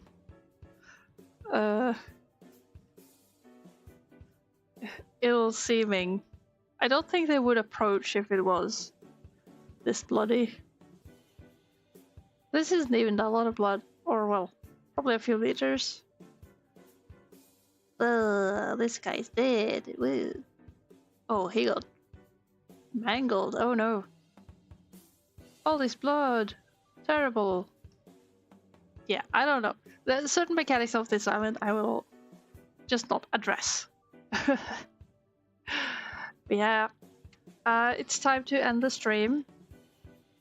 We did inks. We've done tracks that are of various scales and not really that comprehensible or sense making, but that is fine. The point is to show that there are tracks, and that's a difficult task in itself. So I should be happy. Uh, thank you everyone for hanging out with me. It's been good. I don't know when I will be streaming next. Perhaps tomorrow, perhaps not. But I'll try to keep the next streams to well, more manageable duration. Probably 4 hours is healthier than the 6 hours every day. So we'll see what happens. I got this comic to work on, and so I'll continue probably streaming just to help me focus. But yeah, with that, thank you everyone for hanging out with me. I hope you enjoyed, and I'll see you next time probably. Bye bye.